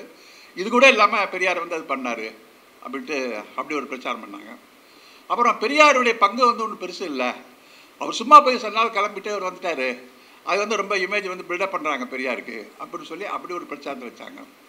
பட் ஆக்சுவலாக அந்த வைக்கம் போராட்டம் கிட்டத்தட்ட ஒரு வருஷத்துக்கு மேலே நடந்திருக்கு தொடர்ச்சியாக. அந்த போராட்டத்தில் நிறைய பேர் கைது பண்ணியிருக்கான். அப்போ கிரிமினல் வழக்கு போட்டு கைது பண்ணப்பட்ட குற்றஞ்சாட்டது பெரியாருக்கு மட்டும்தான். 2 தடவை வந்து கைது பண்ணுறாங்க. 2 தடவைனா முதல் தடவை அருவி குத்தி அந்த இடம் தான் இப்போ திமுக இப்போ நினைவுச்சினம் காட்டும்போது இன்னும் திருவனந்தபுரம். அதில் 24 நேரமும் கையில் விலங்கு காலில் விலங்கு 24 hours இருந்துக்கிறாரு. கிரிமினல் கைதி, கிரிமினல் சட்டை, கிரிமினல் உடை அதான் இருந்துக்கிறாரு. அதை வந்து பெரியார் அவர் அதை பற்றி சொல்லவே இல்லை. பின்னாடி தான் அந்த மாதிரி ஒரு பங்கு. அந்த வைக்கம் போராட்டம் முடிஞ்சு வெற்றி விழா நடக்குது. வெற்றி விழா நடக்கிறப்ப அந்த வெற்றி விழா கொண்டாட்டத்துக்கு தமிழ்நாட்டிலேருந்து அழைக்கப்பட்ட ஒரே தலைவர் பெரியார் தான் அழைக்கிறார். அதுக்கு தலைமை தாங்கிற நிகழ்ச்சிக்கும் பெரியார் தான் சொன்னாங்க, என்ன செய்கிறாங்க. இப்போ அப்படி ஒரு ஹிஸ்டாரிக்கல் இம்பார்ட்டன்ஸ் அவர் கொடுத்து காந்தியே வந்து பெரியார் என்ன சொல்கிறாரு அப்படின்னு கேட்டு இருக்கிற அளவுக்கு அந்த எல்லாம் சொல்லல. பெரியாருக்கு ஒன்றும் அதில் இன்னுமே இல்லை அப்படின்னு வந்து தூக்கி வச்சுட்டாங்க எல்லாம். அதே மாதிரி இந்த விஷயத்தில் வந்து கீழவெண்மணியில் பெரியார் மேலே வந்து ஒரு பெரிய குற்றச்சாட்டு சொல்லப்பட்டுச்சு. அந்த சம்பவம் நடக்கிறப்ப என்ன நடந்ததுன்னு சொன்னால், பெரியார் உடம்பு சரியில்லாமல் ஹாஸ்பிட்டலில் இருக்கார், ஜிஹெச்சில் இருக்கார். 90 வயசு அப்போ அவருக்கு. அவர் வந்து ஜிஹெச்சில் அட்மிட் ஆகிருக்கிறாரு. அவருக்கு அப்போல்லாம் வந்து இப்போ உள்ள மாதிரி இந்த செல்ஃபோன் கிடையாது, உடனுக்குடன் தகவல்லாம் போய் சேராது. அங்கே ட்ரங்க் கால் போட்டு அப்படி தான் தகவல்லாம் வரணும். இது நடந்து அடுத்த நாள் வந்து ஒரு செய்தி வருது, பெரியாருக்கு போய் சேருது. உடனே அவர் 27ஆம் தேதி வராரு. வந்து விடுதலையில் இதை பற்றி நான் ஒரு அறிக்கை எழுத போகிறேன் அப்படின்னு சொல்லி முதல் நாள் அறிக்கை போடுறாங்க. அடுத்த 2வது நாள்லேயே அதை பற்றி ஒரு அறிக்கை, பெரிய அறிக்கை வந்து பெரியார் எழுதுறாரு. அந்த அறிக்கையில் வந்து பெரியார் என்ன சொல்கிறார் அப்படின்னு சொன்னீங்கன்னா, இந்த ஆக்சுவலாக பார்த்தீங்கன்னா இது வந்து ஒரு ஜாதி அடிப்படையில் நடந்த ஒன்றும் கிடையாது. கீழ வெண்மணி அப்படிங்கிற விஷயம் வந்து தங்களுக்கான கூலியை, நியாயமான கூலியை அந்த மிராசார்கள் நெல் உற்பத்தியாளர் சங்கம் மறுக்குது. அதுக்காக எங்களுக்கு சரியான கூலி கொண்டு இவங்க ஸ்ட்ரைக் பண்ணுறாங்க. அவன் என்ன பண்ணுறான்னா வெளியிலேருந்து ஆட்களை கொண்டாந்து வச்சு அந்த வேலையை செய்கிறான். அதை போய் இவங்க தடுக்கிறாங்க. அதில் தான் 2 பேர் கடையில் வந்து வருது. அப்போ அந்த குடிசைக்குள்ளே போய் பதுங்கிக்கிட்டவங்க தலித் மக்கள் மட்டும் கிடையாது, மற்றவங்க அவங்க தலித், நான் தலித் 2 விவசாய தொழிலாளர்கள் நடத்தப்பட்ட ஒரு போராட்டம் தான் அது. அது வந்து நீங்கள் பாதிக்கப்பட்டது தலித்தோட அடக்குமுறை அங்கே இருந்திருக்கு, விடலிசம் இருந்திருக்கு, கொடுமை அடக்குமுறை எல்லாமே இருந்திருக்கு. ஆனால் இந்த போராட்டம்ங்கிறது வந்து ஜாதி போராட்டம் சொல்ல முடியாது, ஜாதியோட அடக்குமுறை இது சேர்ந்து நடந்த ஒரு போராட்டம் தான் இந்த விஷயம். பெரியார் இந்த போராட்டத்தை எப்படி பார்க்குறாருன்னா, எப்படி ஒரு குடிசை 42 பேரை வச்சு வீட கொடுத்துறான் அப்படின்னா என்ன, இந்த நாட்டில் வந்து உண்மையிலே ஜனநாயகம் இருக்கா, அரசாங்கம் இருக்கா அப்படிங்கிற அப்படி ஒரு இந்த ஸ்டேட்டு அப்பரேட்டஸ் வந்து கேள்வி கேட்குறாரு பெரியார். இந்த அரசு எந்திரங்கிறது மக்களை காப்பாற்றுறது கூட எந்திரம் இல்லை. அதுக்கு என்னென்ன காரணம் சொல்கிறாருன்னா, காந்தியே ஒருத்தன் சுட்டு கொண்டுட்டான்டா, காமராஜர் உயிரோடு இருக்கிறப்போ அவளை கொள்றதுக்கு இந்த நாட்டில் வந்தான்டா, அப்புறம் இந்திய எதிர்ப்பு போராட்டத்தில் போலீஸ்காரங்களை வந்து உயிரோடு வச்சு எரிச்சு கொளுத்துறான்டா. இது மாதிரி நாட்டில் இருந்த பெரிய வன்முறைகள்லாம் பட்டியல் போட்டு அதில் அந்த பட்டியல் இதையும் சேர்க்குறாரு. இதை சேர்த்து இந்த நாட்டில் நான் நீதிமன்றம் இருக்கா, அரசாங்கம் இருக்கா, கோர்ட், எல்லா அரசாங்கத்தையும் சேர்த்து இந்த பார்லிமெண்ட்டாக இந்த நாட்டில் ஜனநாயகம்லாம் ஒத்து வராது, ஒரு நேர்மையான சர்வாதிகாரம் ஒத்து வரணும். இல்லாட்டி இந்த அரசாங்கத்தை எடுத்து வேறு ஒரு வெளிநாட்டுக்காரங்க எடுத்து கொடுத்துருங்க, அவங்க வந்து நாட்டை வந்து ஆட்சி செஞ்சுட்டு போட்டோம். இது வந்து மக்கள் வந்து இவ்வளவு மட்டம் அப்படிங்கிற டோனில் தான் அந்த வந்து பெரியார் வந்து அந்த அறிக்கை வந்து ஒரு கடுமையாக வந்து எழுதுகிறார் அந்த இதில். அப்போ அவங்க அண்ணாவுடைய ஆட்சி என்ன பண்ணுறாங்கன்னா, உடனே அவர் பதறி போய் 1 வருஷம் தான் வந்து ஆட்சிக்கு வந்தோன்னா அவர் என்ன பண்ணுறாருன்னா, உடனே அவர் அதிர்ச்சி அடைஞ்சு உடனே வந்து அந்த ஸ்பாட்டுக்கு அனுப்புகிறார். அப்போ கலைஞர் அங்கே அந்த ஸ்பாட்டுக்கு போகிறாரு, மாதவன் சொல்லி ஒரு அமைச்சர் 2 பேரும் அந்த ஸ்பாட்டுக்கு போகிறாங்க. போயிட்டு வந்து அங்கே என்ன போய் சுற்றி பார்த்துட்டு அவங்களே அதிர்ச்சி அடைஞ்சு அங்கே ஒரு பேட்டியை கொடுத்துட்டு சென்னைக்கு வந்து அறிக்கையோடு வராங்க. நைட்டு 9:30 மணிக்கு சென்னைக்கு வராங்க. அதுக்கப்புறம் அண்ணாவை பார்க்குறாங்க. நைட்டு 1:30 மணிக்கு இவங்க அறிக்கையை வாங்கிக்கிட்டு அண்ணா வந்து பேட்டி கொடுக்குறாரு. நாங்கள் உடனே நடவடிக்கை எடுக்க சொல்கிறோம், எல்லாரையும் கைது பண்ண சொல்லியிருக்கோம் அப்படின்னு சொல்லி அவர் பேட்டி கொடுக்குறாரு. அப்போ கவர்மெண்ட்டே இது சீரியஸாக பார்க்குது. அது மட்டும் இல்லாமல் பெரியார் வந்து இந்த கவர்மெண்ட்டை காப்பாற்றணும், இந்த கவர்மெண்ட்டை ஆதரிச்சுட்டு இருக்கணும் அப்படிங்கிறது கிடையாது. இந்த சம்பவம் நடக்கிறதுக்கு முன்னாடியே திமுகவை வந்து ஆதரித்தாலும் திமுக மேலே கடுமையான விமர்சனத்தை பெரியார் சொல்லிட்டு இருக்கிறார்.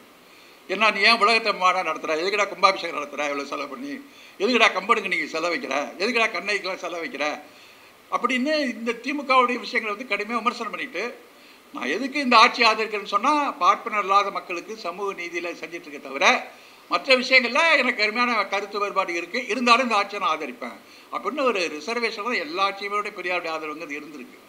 அதனால் இந்த ஆட்சியை காப்பாற்றுங்கிற அவசியம் வந்து பெரியாருக்கு இல்லை. அது வந்து தப்பான குற்றச்சாட்டு அவங்க சொல்கிறாங்க. ஒன்று. 2வது விஷயம் வந்து கோபாலகிருஷ்ணன் நாயுடு வந்து என்ன ஆனார் அப்படிங்கிற ஒரு விஷயம் இருக்கு இல்லையா. கோபாலகிருஷ்ணன் நாயுடு கைது பண்ணிட்டாங்க. கைது பண்ணி ரிமாண்ட் பண்ணிட்டான். வழக்கு நடக்குது. வழக்கு நடந்தோடனே அவருக்கு ஆயுள் தண்டனை கொடுத்துட்றான். கோபாலகிருஷ்ணனுக்கும் அவனுக்குலாம் ஆயுள் தண்டனை கொடுத்ததுக்கப்புறம் அப்பீலுக்கு போகிறாங்க ஹைகோர்ட்டில். அப்போ அந்த அறிக்கையில் பெரியார் இன்னொன்று என்ன சொல்கிறாருன்னா, இந்த நாட்டில் இருக்கிற 90 நீதிமன்றங்களில் 90 நீதிபதி அடுத்தவனை வந்து பழிவாங்குவதற்கும் தன்னுடைய ஜாதி உணர்வை வெளிப்படுத்துவதற்கு தான் நீதி வழங்கிட்டு இருக்கான். 90% பேர் எவனுமே நியாயத்துக்கு வழக்கலைன்னு அவர் சொல்கிறார். அதே மாதிரி தான் இந்த அப்பீலில் வந்து இவன் இவ்வளோ பெரிய மனுஷன், இவன் இவ்வளோ பெரிய லேண்ட்லார்டு, இவெல்லாம் போய் வந்து வீட்டுக்கெல்லாம் கொளுத்த மாட்டான் அப்படின்னு சொல்லி தான் அவன் வந்து அக்யூட் பண்ணுறான். அந்த கோபாலகிருஷ்ணன் நாயுடு நான் விடுதலை பண்ணிடுறான். இதுவரை பெரியார் உயிரோடு இருக்கார், எல்லாம் தெரியும். தண்டிக்கப்பட்டது விடுதலை வந்து தெரியும். அதுக்கப்புறம் என்ன பண்ணாங்கன்னா, விடுதலை அடைஞ்சி முடிச்சதுக்கப்புறம் 1980ஆம் ஆண்டில் வினோத் மிஸ்ராவுடைய எம்எல் பார்ட்டி குழு அவங்க என்ன பண்ணுறாங்கன்னா, கோபாலகிருஷ்ணனை வந்து அழித்தொழித்தல் பண்ணி அவனை தண்டனை கொடுத்துட்றாங்க. மக்கள் தண்டனை அவனுக்கு கொடுத்துட்றாங்க. இந்த தண்டனை கொடுத்த உடனே குற்றவாளியை வந்து தேடி கண்டுபிடிக்கிறதுல என்ன பண்ணுதுன்னு சொன்னால் காவல்துறை 11 பேரை கைது செய்யுது. அந்த 11 பேரில் 9 பேர் வந்து திராவிடர் கழகத்தை சேர்ந்தவங்க. அதில் திராவிடமணின்னு ஒரு திராவிடரை சேர்ந்த பையன், அந்த பையனை மட்டும் பிடிச்சிட்டு போய் கடுமையான சித்திரவதை பண்ணி யார் யார் உன்னோட தொடர்பு விட்டான் அப்படின்னு சொல்லி ஒரு பட்டியலை வாங்கி அதில் வந்து மற்ற 9 பேரையும் சேர்த்து அவங்களையும் சேர்த்து வழக்கு போட்டு உள்ளே வந்து தள்ளுறான். அப்போ என்ன சொல்கிறான்னா, நீ வந்து இந்த எம்எல் குரூப் மாவோயிஸ்ட் இந்த ஜாரு மஜும்தார் குழுவுக்கு வந்து அவன் செய்ய போகிறான்னு உனக்கு தெரியும், நீ தான் அவனுக்கு வந்து அடைக்கலம் கொடுத்த, நீ தான் அவனுக்கு வந்து பாதுகாப்பு கொடுத்த அப்படிங்கிற ஒரு குற்றச்சாட்டை தான் பிடிச்சி இவங்களை வந்து கைது பண்ணுறாங்க. கைது பண்ணி தண்டித்து இவங்களுக்கு ஆயுள் தண்டனை கொடுக்கப்படுது. அந்த வழக்கு நடந்துட்டு இருக்கிறப்ப அதில் ஒரு தீக்கா பையன் செத்து போயிடுறாரு. பாக்கி பேர்லாம் வந்து ஆயுள் தண்டனை அவங்க கொடுத்துட்றாங்க. திராவிடத்துக்காக ஆயுள் தண்டனை கொடுத்துட்றாங்க. அதுக்கப்புறம் கும்பகோணத்தை சேர்ந்த ஆர்பிஎஸ் ஸ்டாலின், அவர் திராவிட இளைஞர் தவிர அவர் தான் வந்து இந்த வழக்கை எடுத்து இவங்களுக்காக அந்த வழக்கெல்லாம் போட்டு பாடம் நடத்தி அந்த வழக்கு வழியை கொண்டு போய் நடத்தினார். நடத்துல வந்து இவங்கெல்லாம் நிரபராதிகள் விடுதலை பண்ணுறாங்க. எப்போ விடுதலை பண்ணுறான்னு சொன்னால் ஏற்கனவே இந்த உண்மையான கொலை செஞ்சவங்கள ஒரு 6 பேர் வந்து சரணடைஞ்சிடுறாங்க கோர்ட்டில் போய். அப்போ சரணடைஞ்சதுக்கு அப்புறம் தான் அவங்களுடைய விடுதலை அங்கே வருது. அப்போ திராவிட கழகத்தினுடைய இளைஞருடைய உள்ள போய் எல்லாருக்கும் சித்திரவதை கொடுமை எல்லாமே நடந்திருக்கு. அப்போ அவங்களுடைய ரோல் வந்து இதில் கைது பண்ணவங்க ரோலும் இந்த மார்க்சிய இந்திய தோழர்களுக்கு வந்து இவங்க அடைக்கலம் கொடுத்து காப்பாற்றுறாங்க அப்படிங்கிற குற்றச்சாட்டும் பெரியார் இயக்கம் வந்து ஏற்றுக்கிட்டு இருந்திருக்கு. அப்போ இதெல்லாம் இல்லாமல் வந்து ஏதோ அவங்க வந்து இந்த அப்போ நிலப்பிரதவர்களுக்கு ஆதரவாக இருந்தாங்க போனாங்க அப்படிங்கிற ஒரு விஷயம் ஒன்று இருக்குது. இன்னொரு செய்தி என்னன்னு சொன்னால், இவர் வந்து கோபாலகிருஷ்ண நாயுடு வந்து ஜாமீனில் வெளில வராரு. வெளியில் வந்ததுக்கப்புறம் பெரியார் வந்து நாகப்பட்டினத்தில் ஒரு கூட்டத்துக்கு போய் பேச போகிறார். அப்போ கோபாலகிருஷ்ண நாயுடு வந்து வெளியில் வந்து நான் பெரியாரை பார்க்கணும்னு சொல்லி உட்காந்துருக்காரு. 3 மணி நேரம் வெளியிலே உட்காந்துருக்காரு. போய் எல்லாரும் தோழர்கிட்ட சொல்கிறாங்க, உங்களுக்கு ராயுடு உங்களை பார்க்கணுன்னாரு. என்ன எதுக்கு அவர் பார்க்க வராரு? என்கிட்ட பேசுகிறதுக்கு ஒன்றும் இல்லையே, அவர் ஏதாவது சொல்ல நினச்சானா கோர்ட்டில் போய் சொல்லுங்கள் அப்படின்னு சொல்லி பெரியார் வந்து அதை பார்க்கறதுக்கு மறுத்துடுறாங்க. இப்போ அண்ணா வந்து என்ன பண்ணுறாங்கன்னா, கணபதியா பிள்ளை கமிஷன் சொல்லி ஒரு ஆணையத்தை போட்டு அந்த ஆணையத்தை கொடுத்து விசாரிக்கிறாங்க. அந்த ஆணையத்தில் வந்து சாட்சி சொல்கிறாங்க. யார்? நாகை SS பாட்ஷான்னு சொல்லி திராவிட அந்த ஆணையத்தில் கோபால சந்திக்க வந்ததாகவும் அதில் வந்து பெரியார் பார்க்க மறுத்ததுங்கிறதும் அந்த ஆணையத்தில் வந்து சாட்சியாக வந்து அவர் பதில் சொல்லி இருக்கிறாரு. அதே மாதிரி அந்த பகுதியில் அந்த காலத்தில் வாழ்ந்தவர் நம்ம தியாகு, அவர் அந்த திருவாரூர் இருந்தார். அவருக்கு இந்த விஷயங்கிறதால அவரும் தன்னுடைய முகநூலில் கோபாலகிருஷ்ண நாயுடு வந்து பார்க்க வந்ததை பெரியார் மறுத்துட்டாரு அப்படிங்கிற செய்தியை வந்து அதில் வந்து அவர் பதிவு பண்ணியிருக்கிறார். ஆக இந்த கீழே வெண்மணி பிரச்சனையில் இவ்வளவு ஒரு ப்ராப்ளம் வந்து அங்கே இருந்துருக்கிற நேரத்தில் ரொம்ப சிம்பிளாக போகிறப்ப வந்து பெரியார் வந்து இக்னோர் பண்ணிவிட்டு அவங்க போகிறாங்க. இப்போ பெரியார் நடத்தின திராவிட விவசாய தொழிலாளர் சங்கம் அது தனக்கான ஒரு கோரிக்கை என்ன வச்சுருந்தது அப்படின்னு சொன்னீங்கன்னா, பொது உடைமை இயக்கங்கள் நடத்திய விவசாய சங்கம் நிலப்பிரபுத்துக்கு எதிராக அங்கே விவசாய தொழிலாளர்களுக்கும் அவங்களுக்கும் இடையில் ஒரு போராட்டம் முரண்பாடு இது வெடித்து அந்த போராட்டத்தை வந்து உருவாக்கணுங்கிறது தான் அவங்களுடைய நோக்கம். ஏன்னா அவங்க இதுக்கான ஒரு வர்க்க போராட்டத்துக்கு தயார் பண்ணுறது அப்படிங்கிற விஷயம்தான். பெரியார் திராவிட விவசாய தொழிலாளர் சங்கத்தில் கிளியராக என்ன சொல்லிட்டாருன்னா, எந்த வன்முறைக்கும் இங்கே இடமில்லை. இந்த விவசாய சங்கத்தில் இருக்கிற தலித் மக்களுக்கு அவங்களுக்கு வந்து தலித் ஜாதி இழிவிலிருந்து அவங்களை விடுவிச்சு மெயின் ஸ்ட்ரீம் நல்ல மக்கள் மத்தியில் மதிக்கக்கூடிய மனிதர்களாக மாற்றுவதற்கு அவங்ககிட்ட பகுத்தறிவு பிரச்சாரமாக அதிலிருந்து விடுவிப்பதற்கான ஜாதியிலிருந்து விடுவிப்பது அப்படிங்கிறத தொழிற்சங்கத்தோட ஒரு கொள்கையாக பெரியார் வச்சுருக்கார். வன்முறைங்கிறத வேண்டாம்னு சொல்கிறார். எந்த வன்முறை நடந்தாலும் பெரியார் வந்து ஏற்றுக்கவே இல்லை. அதுக்காக பெரியார் வந்து அகிம்சையை ஆதரிச்சாரு அப்படிங்கிறது அர்த்தம் கிடையாது. அகிம்சை தத்துவத்தில் வந்து பெரியாருக்கு நம்பிக்கை இல்லை. ஆனால் இங்கே வன்முறை நடந்தால் அந்த வன்முறையால் பாதிக்கப்படுகின்றவர்கள் நம்முடைய பெரும்பாலான மக்கள் தான் இருப்பாங்க. இவன் தான் ரத்தம் சிந்துவான், அடிபடுவான். இப்போ இவனுக்கு பாதிப்பு வரக்கூடாதுங்கிறதால தான் பெரியார் வந்து அந்த இதை அந்த அகிம்சை வந்து வன்முறை கூடாதுன்னு சொன்னார். தவிர இது வந்து நாங்கள் அமைதி காந்தி சொன்ன அந்த அகிம்சை அப்படிங்கிற ஒரு கோட்பாட்டில் வந்து அவர் சொல்லலை. பட் மாறாக அவர் என்ன ஒரு போராட்டத்தை அணுகுமுறை வச்சாருன்னு சொன்னால், நேரடியாக களத்தில் இறங்கி போய் சண்டை போட்டு ரத்தம் சிந்துறது அப்படிங்கிறத விட்டுட்டு தன்னுடைய போராட்ட முறையில் வந்து வன்முறை வச்சார். இப்போ நான் ஒரு தேதி குறிப்பேன், அந்த தேதியில் இத்தனாம் தேதி அறிவிப்பேன், அப்போ போய் நீங்கள் அக்ரஹாரத்தில் போய் தீ வச்சு கொளுத்துறோம், பெட்ரோலும் தீப்பந்தமும் தயாராக வச்சுங்க அப்படின்னு அறிவிப்பார். அது ஒரு மிகப்பெரிய வன்முறை தானே. ஆனால் இந்த வன்முறையை வந்து அறிவிச்சுட்டு எவனா செய்வானா? எவனும் செய்ய மாட்டான். இது செஞ்சாங்கன்னா என்ன நடக்குதுன்னு தெரியும். அப்போ இந்த மிரட்டல் மூலம் இந்த போராட்ட மிரட்டல் இப்படி இருக்கும். நான் வந்து உடைப்பேன், இதை நான் எரிப்பேன், இவனை வந்து நான் செருப்பால் அடிப்பேன், இப்படி தான் இருக்கும் ஒரு போராட்ட முறை. அதாவது அகிம்சையை வந்து ஜனநாயகப்படுத்தியவர் பெரியார். அப்படி சொன்னீங்கன்னா அப்படி சொல்லலாம். அகிம்சைங்கிற கோட்பாட்டை டெமோக்ரட்டைஸ் பண்ணது பெரியார்.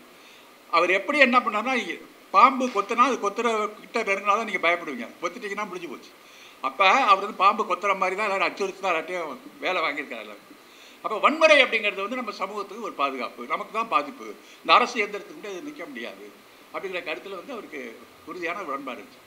அதனால் அவங்களோட கொள்கையிலே விவசாய கொள்கையை இதை வச்சுருக்கிறாங்க. அதனால் இந்த வன்முறை வந்து தூண்டி விட்டு வன்முறையார் மாறினது வந்து பெரியார் வந்து ஏற்றுக்கலை. கீழே வன்முறை எங்கே நடந்ததும் அவர் ஏற்றுக்கலை அவர். அதனால் அதில் ஒரு ரிசர்வேஷன் இருந்துச்சு. அதனால் விவசாயிகளையும் தொழிலாளர்களையும் இப்படி வந்து வன்முறையில் பலிகடாக்கக்கூடாது அப்படிங்கிற ஒரு கருத்து வந்து அதில் இருந்த விஷயத்தில் அதான் இந்த அப்ரோச்சை வந்து அவர் பின்பற்றியிருக்காருன்னு நம்ம சொல்ல வேண்டியிருக்கு கீழே வன்முறையை பொறுத்தவரையிலும். இன்னும் பெரியார் வந்து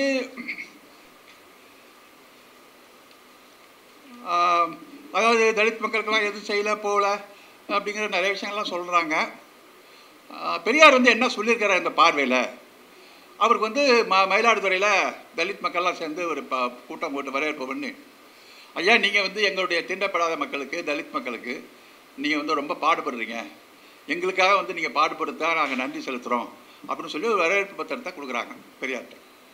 அதை வாங்கிட்டு அவரை சொன்னான்னா, நீங்கள் சொல்கிறது தப்பு, நான் வந்து தலித் மக்களுக்காக தனியாக நான் போராடல, உங்களுக்காக தான் நான் போராடுறேன் அப்படின்னு சொல்லிக்கிறதுக்கும் நான் தயாராக இல்லை. நான் ஒட்டுமொத்தமான இந்த சூத்திர பஞ்சம இழிவிலிருந்து சமூகத்தை விடுவிப்பதற்கும் வர்ணாசிரம தர்மத்தை பார்ப்பனியத்தை எதிர்த்து நான் போராடுவதற்கும் தான் நான் ஒட்டுமொத்தமான போராட்டமாக வச்சுருக்கிறேன். இந்த போராட்டத்தில் உங்களுக்கு இப்போ எவ்வளவு பயன் கிடைக்குதோ அதை வந்து நீங்கள் எல்லாம் பயன்படுத்திங்க. நான் வந்து ஒரு கிரவுண்டை உனக்கு உருவாக்கி தரேன். உனக்கு நீ ஓடுறதுக்கான பள்ளம் குழியெல்லாம் இருக்குல்ல, எல்லாத்தையும் சமப்படுத்தி நீ ஓடுறதுக்கான வாய்ப்பை நான் உருவாக்கி, அதுதான் என்னுடைய வேலை. உனக்கு வந்து நம்ம ரூட் பண்ணி கிளியர் பண்ணி கொடுக்கறது. அதுக்குள்ள நீ நல்லா ஓடிக்கோ, அதுக்குள்ள நீ உனக்கு போராடிக்கோ. இன்னும் சொல்கிறாரு, குடியரசுக் கட்சி அந்த ஷெட்யூல்டு பார்ட்டி இருக்குல்ல, ரிப்பப்ளிக் பார்ட்டி, அப்புறம் ஷெட்யூல்டு அமைப்பு இதெல்லாம் தொடங்குறாங்க. அவங்கள்ட்ட என்ன சொல்கிறாரு, நீங்கள் திராவிட கட்சியாக இருக்கணும்னு அவசியம் இல்லை, நீங்கள் வந்து ரிப்பப்ளிகன் பார்ட்டியில் இருங்க, ஷெட்யூல்டு கட்சியில் இருங்க, அங்கேருந்து கிடைக்கிற சலுகையை நீங்கள் அனுபவிங்க, எடுத்துக்கங்க. இப்போ எங்களுக்கான இப்போ எங்கள் இயக்க நீங்கள் எடுத்துக்கங்க, நமக்கு வந்து இந்த இழிவுலேருந்து விடுபடணும், அவ்வளோதான். அப்போ ஒரு பார்ட்டியினுடைய கட்டமைப்பை மீறி தான் அவருடைய செயல்பாடுங்கிறது இருக்குது. ஒரு பார்ட்டி ஸ்ட்ரக்சருக்குள்ளே கொண்டு வந்து அது செய்யணும் போகணும் அப்படிங்கிறதுல வந்து பெரியாருக்கு இல்லை. அப்படி வச்சுருந்தாங்கன்னா அது ரொம்ப கஷ்டமாக தான் போயிருந்துருக்கும். அதனால் அவர் வந்து எது சரிப்பட்டதோ அதுதான் வந்து அவர் நடத்திட்டு போகிறார். இந்த பார்ட்டி ஸ்ட்ரக்சர் அப்படின்னு வர்றப்ப இன்னொரு விஷயத்தையும் நம்ம சேர்த்து சொல்லணும். இப்போ பெரியார் வந்து 32 வந்து இதுக்கு போயிட்டு வர்றாரு, ரஷ்யாவுக்கெல்லாம் போயிட்டு வர்றாரா. போயிட்டு வந்ததுக்கப்புறம் இங்கே வந்து சமதர்மத்தை வந்து பரப்பணும் அப்படின்னு சொல்கிறாங்க. அப்போ ஏற்கனவே சிங்கார வேலர் போடுறவங்க, ஜீவானந்தம் போனவங்களாம் சுயமரியாதை இயக்கத்தில் இருக்கிறாங்க. அவங்க வந்து இந்த சமதர்ம கொள்கையை நம்ம அந்த சுயமரியாதை கொள்கையோட சமதர்ம கொள்கையை பரப்பணும், முதலாளிகளுக்கு எதிர்ப்பாக முதலாளித்துவத்தை எதுக்கணும், வர்ணாசிரமத்தை எதுக்கணும், முதலாளித்தன்மையும் கூடாது வர்ணாசிரமம் கூடாதுன்னு சொல்கிறாங்க. பெரியாருக்கு அதில் உடன்பாடு இருக்குது. ஆனால் அதில் என்ன ஒரு கருத்து வேறுபாடு படுறாருன்னா, பார்ப்பனியத்தை முன்னாடி நீங்கள் வீழ்த்தாமல் முதலாளித்துவத்தை வீழ்த்த முடியாது அப்படிங்கிறதுல பெரியார் வந்து ஒரு கருத்து வச்சுருக்கிறார். அதை எப்போ சொல்கிறாருன்னு சொன்னால், கம்யூனிஸ்ட் கட்சிக்கான அறிக்கையை வந்து பெரியார் வெளியிட்டார் இல்லையா, முதல் தமிழில் மொழிபெயர்த்து வெளியிட்டார் இல்லை, கம்யூனிஸ்ட் மேனிஃபெஸ்டோ.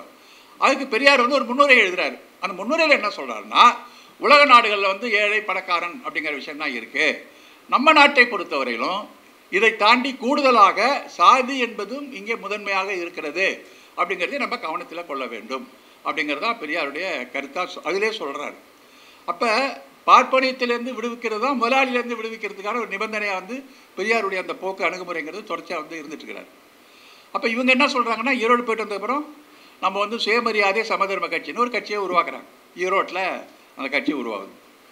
உட்காந்து அதற்கான திட்டங்கள்லாம் போட்டு இது வந்து அரசியலுக்கு நிற்கணும் தேர்தலில், சுயமரியாதை சமதர்ம கட்சி அப்படின்னு சொல்லி ஒரு முடிவெடுக்கிறாங்க. பெரியாரும் கிட்டத்தட்ட ஒத்துக்கிட்டு தமிழ்நாடு முழுவதும் கிட்டத்தட்ட ஒரு 1000-900 கிளைகள் வந்துடுது. சுயமரியாதை சமதர்ம கட்சி தொடர்ச்சியாக வர ஆரம்பிக்குது. அப்போ ஈரோடில் வந்து ஒரு வேலை திட்டம் ஒன்று உருவாக்குறாங்க, ஒரு ஒர்க்கிங் ப்ரோக்ராம். அதில் வந்து முதலாளி எதிர்ப்பு, ஜாதி எதிர்ப்பு எல்லாம் ஒன்றா கலந்து ஒரு ஒர்க்கிங் ப்ரோக்ராம் வச்சு இந்த வேலை திட்டத்தை அடுப்பில் வந்து செய்கிறாங்க. இந்த வேலை திட்டம் உருவாகுதுன்னு பெரியார் என்ன பண்ணுறாருன்னா, சரி இந்த வேலை திட்டத்தை வச்சு எல்லாம் பண்ணிட்டீங்க, அதே நேரத்தில் நீதி கட்சி வந்து இப்போ பவரில் இருக்குது. நீதி கட்சி பவரில் இருக்கிற கட்சிக்கு இது மாதிரி நாங்கள் வந்து சுயமரியாதை இயக்கத்தை வச்சு ஒரு வேலை திட்டத்தை வச்சு நாங்கள் வந்து செய்ய போகிறோம், இதில் உங்களுக்கு சில கோரிக்கைகளை வைக்கிறோம், இந்த கோரிக்கைகளை வந்து நீங்கள் ஏற்றுக்கிட்டிங்கன்னா நாங்கள் வந்து உங்களுக்கு ஆதரவு கொடுப்போம் அப்படின்னு சொல்லி நீதி கட்சிக்கு வந்து ஒரு அப்பீல் கொடுக்குறாரு. அந்த நீதி கட்சி கொடுக்குற அப்பீலுங்கிறது வந்து இந்த சுயமரியாதையினுடைய வேலை திட்டத்தை கொடுக்கல, பெரியார் தன்னுடைய சார்பாக சில கோரிக்கைகளை வந்து அவர் வந்து கொடுக்குறாரு. கொடுத்து நீங்கள் செஞ்சீங்கன்னா நான் உங்களுக்கு ஆதரவு கொடுப்போம். அப்போ இதில் இருந்து என்ன கவனிக்கணும்னு சொன்னால், இவங்க வந்து தேர்தலில் நிற்கிதுன்னு சொல்லி சுயமரியாதை சமதர்ம திட்டம் ஒரு வேலை போட்டாலும் கூட பெரியார் வந்து அதில் ரிசர்வேஷனில் தான் இருந்திருக்கிறாரு. அது வந்து சரியாக வராது நமக்கு, அதனால் இருக்கிற கட்சியை வச்சு தான் நம்ம வேலை வாங்க முடியும். அப்போ நீதி கட்சியை செஞ்சான்னா அவனை நம்ம பயன்படுத்தணும், நம்ம நேரடியாக அரசியலுக்கு போக வேண்டாங்கிற கருத்து வந்து பெரியாருக்கு அது இருந்தது. அப்போ இந்த திட்டத்தை வந்து ஒரு நீதி கட்சிக்கு அனுப்புகிறாரு. உடனே சிங்காரவேலு எல்லாம் என்ன சொல்கிறாங்கன்னா, அது வந்து பணக்காரன் கட்சி, வசதியானவன் கட்சி, அவங்ககிட்ட போய் நீங்கள் சமதர்ம திட்டத்தை ஆரம்பிச்சிங்கன்னா அவன் எப்படி சமதர்ம கொள்கையை ஒத்துப்பான், பெரியார் பண்ணது ரொம்ப தப்பு, ஏற்றுக்க முடியாது அப்படின்னு சொல்லிட்டு எழுதுகிறாங்க. ஆனால் இதெல்லாம் எதில் எழுதுறாங்கன்னு பார்க்கணும். நீங்கள் பெரியார் நடத்தின குடியரசு பத்திரிகையில் தான் பெரியாரை பற்றிய விமர்சனங்களும் எழுதுறதுக்கு பெரியாரை அனுமதிச்சிருக்காரு. என்னென்ன பிறகு அத்தனையும் எழுதியிருக்கிறாரு, அதுக்கு இவரும் பதில் கொடுக்குறாரு. எல்லாமே வந்து குடியரசுல நடக்குது. ஜீவா எதிர்த்து பேசுறது, சிங்காரவேலை எதிர்த்து பேசுறது எல்லாமே வந்து குடியரசில் ஸ்பேஸ் கொடுக்குறாங்க. அப்போ அவங்க எழுதி கொடுத்தப்ப அவர் சொல்கிறார், பெரியார் சொல்கிறாரு, இது பார்ப்பா, எனக்கு வந்து ஈரோடு வேலை திட்டம் வந்து நான் அவனுக்கு அனுப்பலை, என்னுடைய சார்பாக சில கோரிக்கைகள் இதெல்லாம் நீ நிறைவேற்று, உனக்கு நாங்கள் ஆதரவு கொடுக்குறோன்னு சொன்னேன். ஈரோடு வேலை திட்டத்தை நான் வந்து அவனுக்கு அனுப்பலை, அதே நீ சொல்கிறது முன்னாடி தப்பு, அது மாதிரி சொல்கிறது தப்பு. அது மட்டும் இல்லாமல் அந்த சிங்காரவேலை அறிக்கையில் இப்போ வந்து என்ன தேர்தல் தான் இப்போ வந்து ஒரு பெரிய இழவாக போயிடுச்சுன்னு ஒரு வார்த்தையை போடுறாரு. அதுதான் இப்போ பெரிய பிரச்சனை ஆயிடுச்சு. தேர்தல் இருக்கிறதாலும் தேர்தல் சொல்லி அதை இழுத்துட்டு போகிறீங்க அப்படின்னு சொல்லி ஒரு வார்த்தையை போடுறாரு. அதை வந்து பெரியார் சொன்னார், என்ன அவ்வளோ சிம்பிளிஃபை பண்ணிட்டாரு தேர்தல்னு சொல்லி.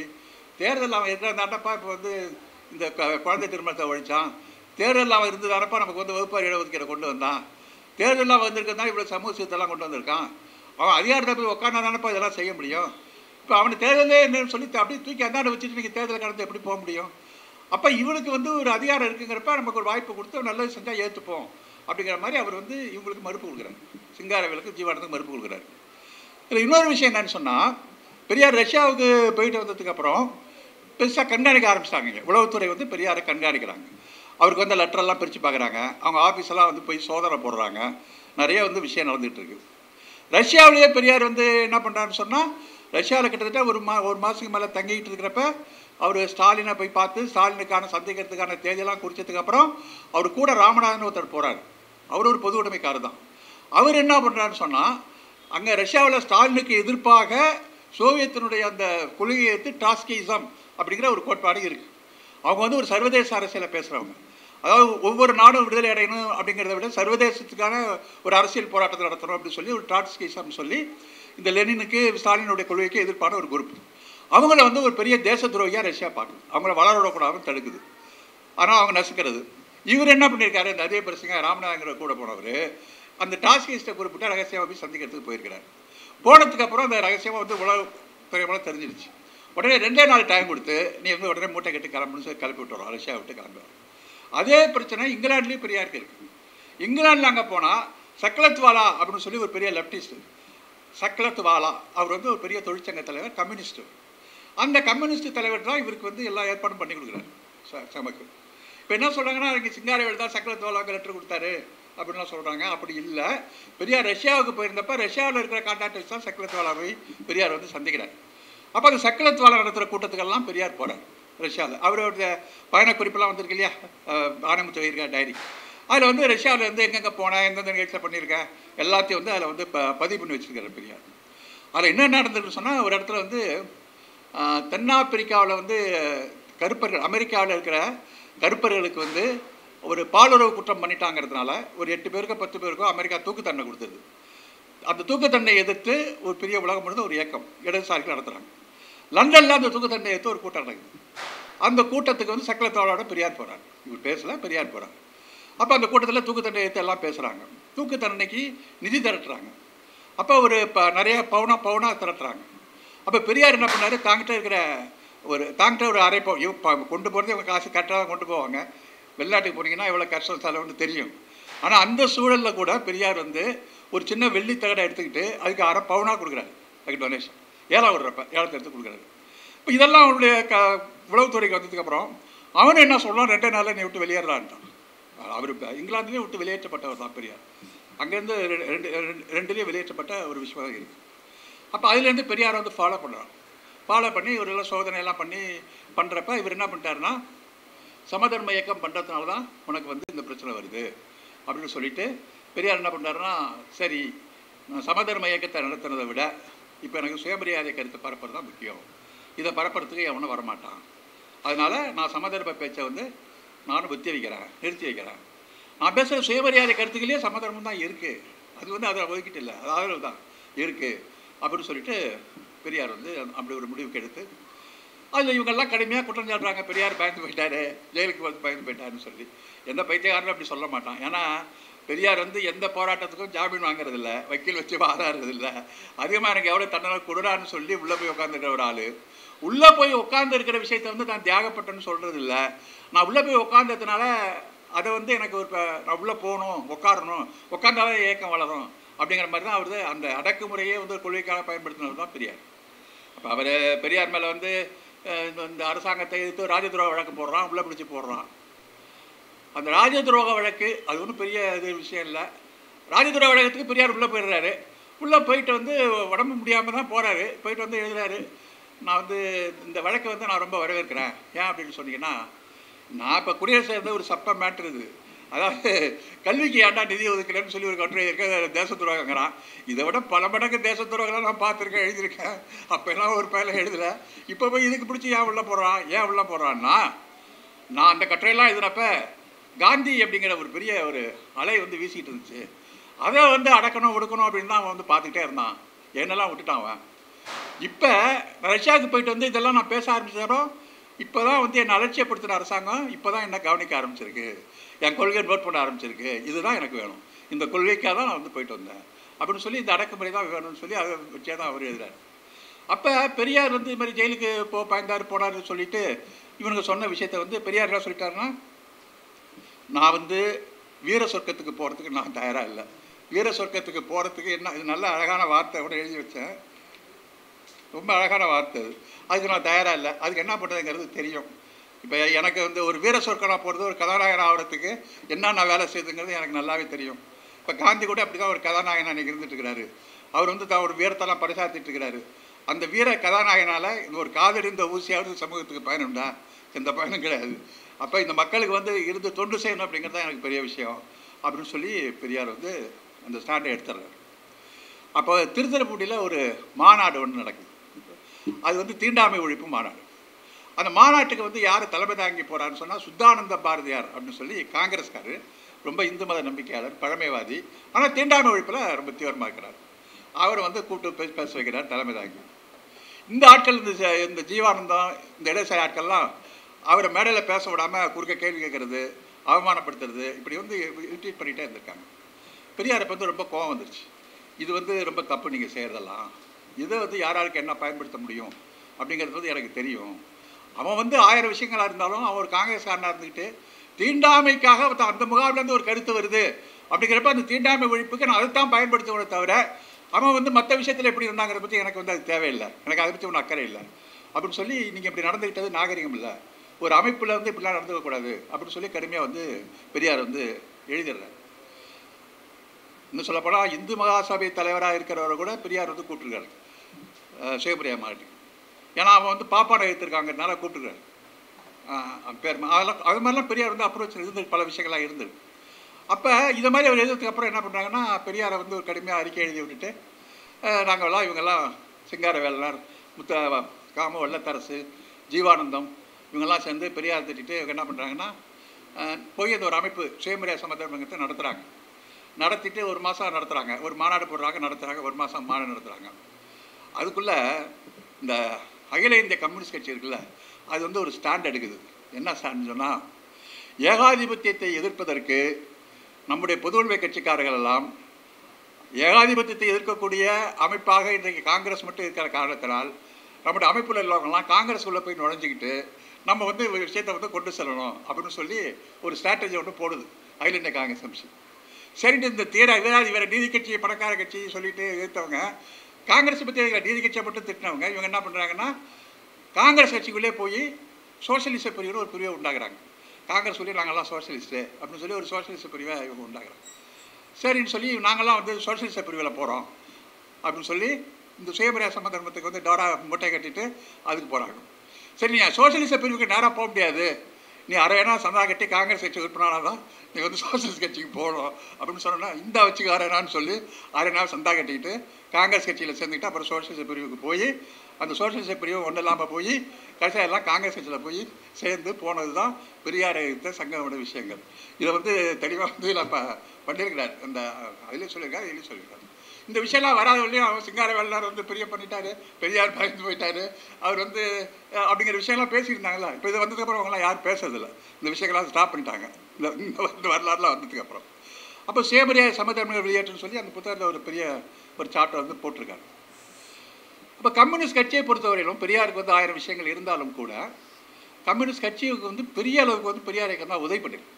இப்போ உங்களுக்கு வந்து ஆந்திராவில் வந்து தெலுங்கானா அப்படிங்கிற ஒரு பகுதியில் ஒரு ஆயுதம் தாங்கிய ஒரு புரட்சியை நடத்தி அந்த தெலுங்கானாங்கிற பகுதியை மட்டும் தங்களுடைய கட்டுப்பாட்டுக்குள்ளே கொண்டு வராங்க, கம்யூனிஸ்ட் பார்ட்டி கொண்டு வராங்க.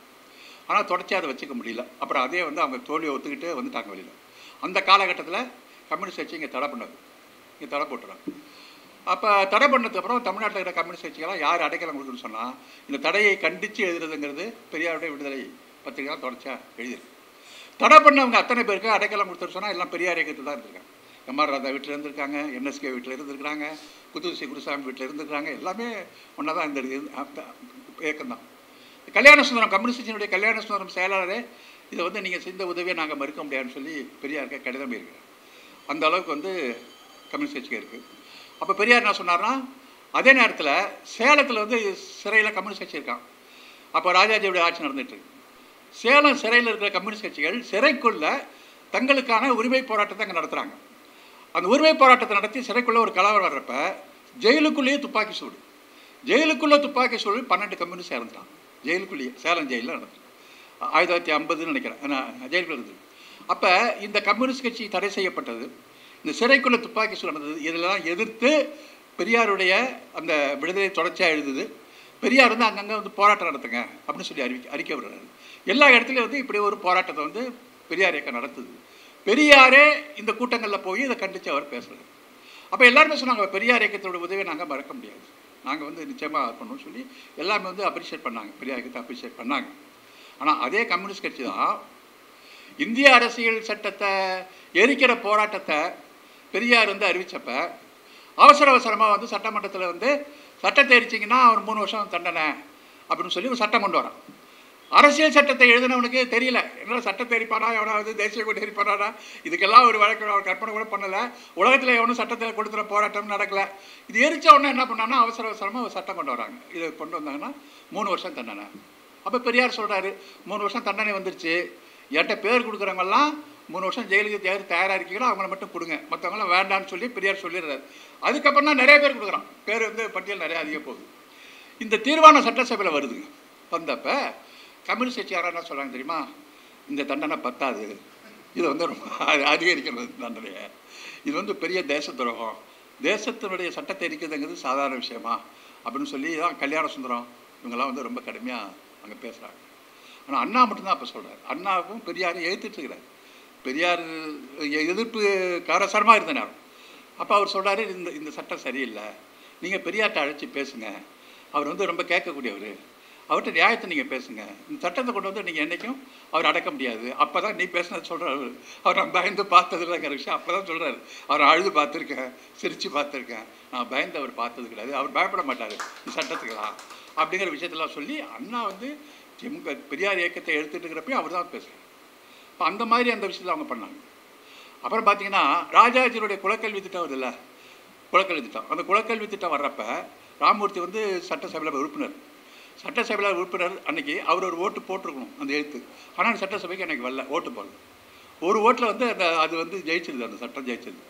ஏன் நீங்கள் ஓட்டு போடுறதுக்கு வரல அப்படின்னு சொன்னால், காஷ்மீரில் வந்து ஒரு முக்கிய பிரச்சனைக்காக என்னை கூப்பிட்டாங்க, நான் பேச போயிட்டேன் அப்படின்னு தான் அவர் வந்து அது ஒரு காரணத்தை அவர் சொல்கிறார் கம்யூனிஸ்ட். இது மாதிரி அதே மாதிரி சுயமரியாதை திருமண சட்டம் அது 67 வரத்துக்கு முன்னாடியே ஏற்கனவே 62ஆம் வருஷத்துலேயும் அசம்பிளியில் கொண்டு வந்திருக்கிறாங்க திமுக. அப்போ எல்லாம் பக்தவச்சலம் அவங்க ஆட்சியெல்லாம் நிராகரிச்சுட்டாங்க, அண்ணாட்சி தான் வருது. அப்போ அந்த சுயமரியாதை திருமண சட்டம் கொண்டு வந்தப்போ அது வேண்டான்னு சொல்லி ஓட்டு போட்டவங்க கம்யூனிஸ்ட் வச்சுக்காங்க. இந்த வரலாறுலாம் எடுத்து போட்டிங்கன்னா ரொம்ப பழைய கதை, ரொம்ப இதாக மோசமாக போயிடும், அதெல்லாம் தேவையில்லை. அப்படி தான் இருந்திருக்கு, அவங்களுடைய கடந்த கால வரலாறுகள் தான் அப்படி தான் இருந்திருக்கு. அவங்க ஒரு தத்துவங்கள் அரசியல்லாம் வச்சு தான் பேசியிருக்காங்க. ஆனால் அதற்கு பிறகு பெரியார் இயக்கம் தான் அவங்களுக்கு வந்து கரம் கொடுத்துருக்கு. 52 தேர்தலில் அவங்களுக்கு பெரியார் இயக்கம் தான் வந்து அவங்களை ஆதரிச்சிருக்கு. மெஜாரிட்டி இல்லாதனால ராஜாஜி கொல்லைப்புறமாக வந்து அந்த காமன் இதுக்கு படையாட்சி கட்சியும் மற்ற கட்சியும் சேர்த்து ஒரு ஆட்சி அமைச்சு குறுக்கோயிலில் வந்து ஒரு ஆட்சிக்கு வரார் ராஜாஜி. அப்போ அந்த காலகட்டத்திலையும் அந்த இயக்கம் வந்து இப்போ ஒரு கம்யூனிஸ்ட் கட்சி பொதுவாக விஷயமா இருக்குது. அப்போ இப்படியெல்லாம் இருந்த ஒரு கம்யூனிஸ்ட் கட்சி இன்றைக்கி வந்து இன்றைக்கி பேசுகிறவங்களாம் ஒரு மாதிரியாக பேசிகிட்டு இருக்காங்க. அதெல்லாம் தேவையில்லாத ஒரு விஷயம். ஆனாலும் இந்த வரலாறு வந்து பெரியாருடைய தலித்தருடைய அப்ரோச், பெரியாருடைய ஒரு மார்க்சியத்தினுடைய ஒரு அப்ரோச், இந்த இதெல்லாம் எப்படி ஹேண்டில் பண்ணியிருக்கார் பெரியார் இந்த விஷயங்களை அப்படிங்கிற விஷயங்களை வந்து சொல்லுது. அப்போ அடுத்தது சொன்னீங்கன்னா இந்த பெரியார் வந்து இன்னொரு இமானுவேல் சேகரன், அதை பற்றி உங்களுக்கு தெரியும். மதுரையில் வந்து முதுகுளத்தூர் கலவரத்தில் வந்து இமானுவேல் சேகரனுங்கிற ஒரு இராணுவத்தில் இருந்தவர் ஒரு பெரிய ஜாதி எதிர்த்து பெரிய போராடுறாரு, இரட்டை டம்ளர் போராட்டம், உடை போராட்டம் நடத்துகிறாரு, ஜாதி எதிர்ப்பு போராட்டம் நடத்துகிறாரு, குலக்கல்வி திட்டத்துக்கு கையெழுத்து வாங்குறாரு. இதெல்லாம் நடக்கிறப்ப முத்துராமலிங்க தேவருக்கு அவருக்கு பிரச்சனை வருது.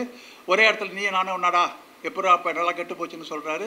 செப்டம்பர் 10 நடக்குது, 11 அவர் கொலை பண்ணிடுறாங்க. அந்த கொலை பண்ண நேரத்தில் அந்த முத்துராமலிங்க தேவர் பண்ணது தப்பு, அவரை பிடிச்சி சிறையில் போடுங்க, இராணுவத்தை வச்சு அந்த கலவரத்தை அடக்குங்க அப்படின்னு இந்தியாவில் கேட்ட ஒரே குரல் வந்து பெரியாருடைய குரல் தான். வேறு யாருமே இல்லை. எல்லாமே சொல்லுங்கள். திமுக கூட அப்போ வந்து கவர்மெண்ட்டை தான் திட்டுனுச்சு, காங்கிரஸ் கவர்மெண்ட்டை தான் திட்டுனுச்சு. முத்துராமலிங்க தேவருக்கு அது தப்பு அடக்குனது அப்படின்னு தான் பேசுனுச்சு திமுக கூட. ஏன்னா அவங்களுக்கு எல்லாமே வந்து ஓட் பேங்க் அரசு தான் இருக்குது. ஆனால் பெரியார் மட்டும் தான் இதுக்கு வந்து ஒரு வேதமாக எடுத்தார். இந்த வரலாறு வந்து 2 பேர் பதிவு பண்ணியிருக்காங்க. டிஎன் சொக்கலிங்கன்னு சொல்லி தினமணியினுடைய ஆசிரியராக இருந்தவர் ஒரு பதிவு பண்ணியிருக்கிறார். அதில் வந்து பெரியார் தான் நிலைப்பாடு எடுத்தார் அப்படின்னு சொன்னவர் மட்டும் இல்லாமல் அந்த காலகட்டத்தில் விடுதலையில் வந்த அத்தனை செய்திகளையும் அப்படியே செராக்ஸ் எடுத்து அந்த புத்தகத்தை இணைச்சிருக்காரு, எந்தெந்த தேதியில் விடுதலை எழுதியிருக்காங்கன்னு சொல்லி. அதே மாதிரி தினகரன் சொல்லி அவர் முக்குளத்தூர் சமூகத்தை சேர்ந்தவர் தான். அவர் இதை பற்றி ஒரு புத்தகம் எழுதியிருக்கிறார். அவரை அப்போ வெட்டி கொண்டுட்டாங்க. அவரும் கூட இந்த பெரியாருடைய பங்கை தான் வந்து அதில் வந்து இணைச்சி சொல்லியிருக்கிறார். அப்போ அதனுடைய தொடர்ச்சியாகத்தான் 57 சட்ட எரிப்பு போராட்டத்துக்கு வர்றதே இந்த பிரச்சனையுடைய தொடர்ச்சியாக விடுதலை எழுதி தான் 57 சட்ட எரிப்பு ஜாதி எரிப்புங்கிற போராட்டத்துக்கு வர்றதே முதுகுளத்தூர் கலவரம் தான். அப்போ முக்குளத்தூரில் அந்த பல்லர் சமூகத்தை சேர்ந்தவங்களுக்கும் பெரியார் இருந்திருக்கிறாரு. எல்லா சமூகத்துக்கும் அருந்ததி சமூகத்தை சேர்ந்த சில குருசாமிங்கிற போன்ற தலைவர்கள் இருந்திருக்கிறாங்க. அவங்கெல்லாம் வந்து ஒரு அடையாளப்படுத்தப்படாத தலைவராக இருந்திருக்காங்க. அவங்களெல்லாம் வந்து பெரியார் வந்து ரொம்ப குளோரிஃபை பண்ணியிருக்காரு. நீங்கள் வந்து அவங்களுக்கெல்லாம் வந்து பண்ணணும்னு சொல்லி. இப்போ இன்னொரு செய்தி சொல்லணும் பாருங்கள். எம்சி ராஜான்னு ஒருத்தர் இருக்கிறார். அவர் இப்போ ஹாஸ்டல் வச்சுருக்காங்களா, எம்சி ராஜா ஹாஸ்டல் வச்சுருக்காங்களா. அவர் வந்து மயிலாப்பூர்கார். அவர் வந்து இந்த ஆதி திராவிட சபை ஒன்று வச்சு திண்டாமை ஒழிப்புக்கெல்லாம் அவர் வந்து நல்லா பண்ணிட்டுருக்கிறாரு. எம்சி ராஜா பண்ணிட்டுருக்கிறார்.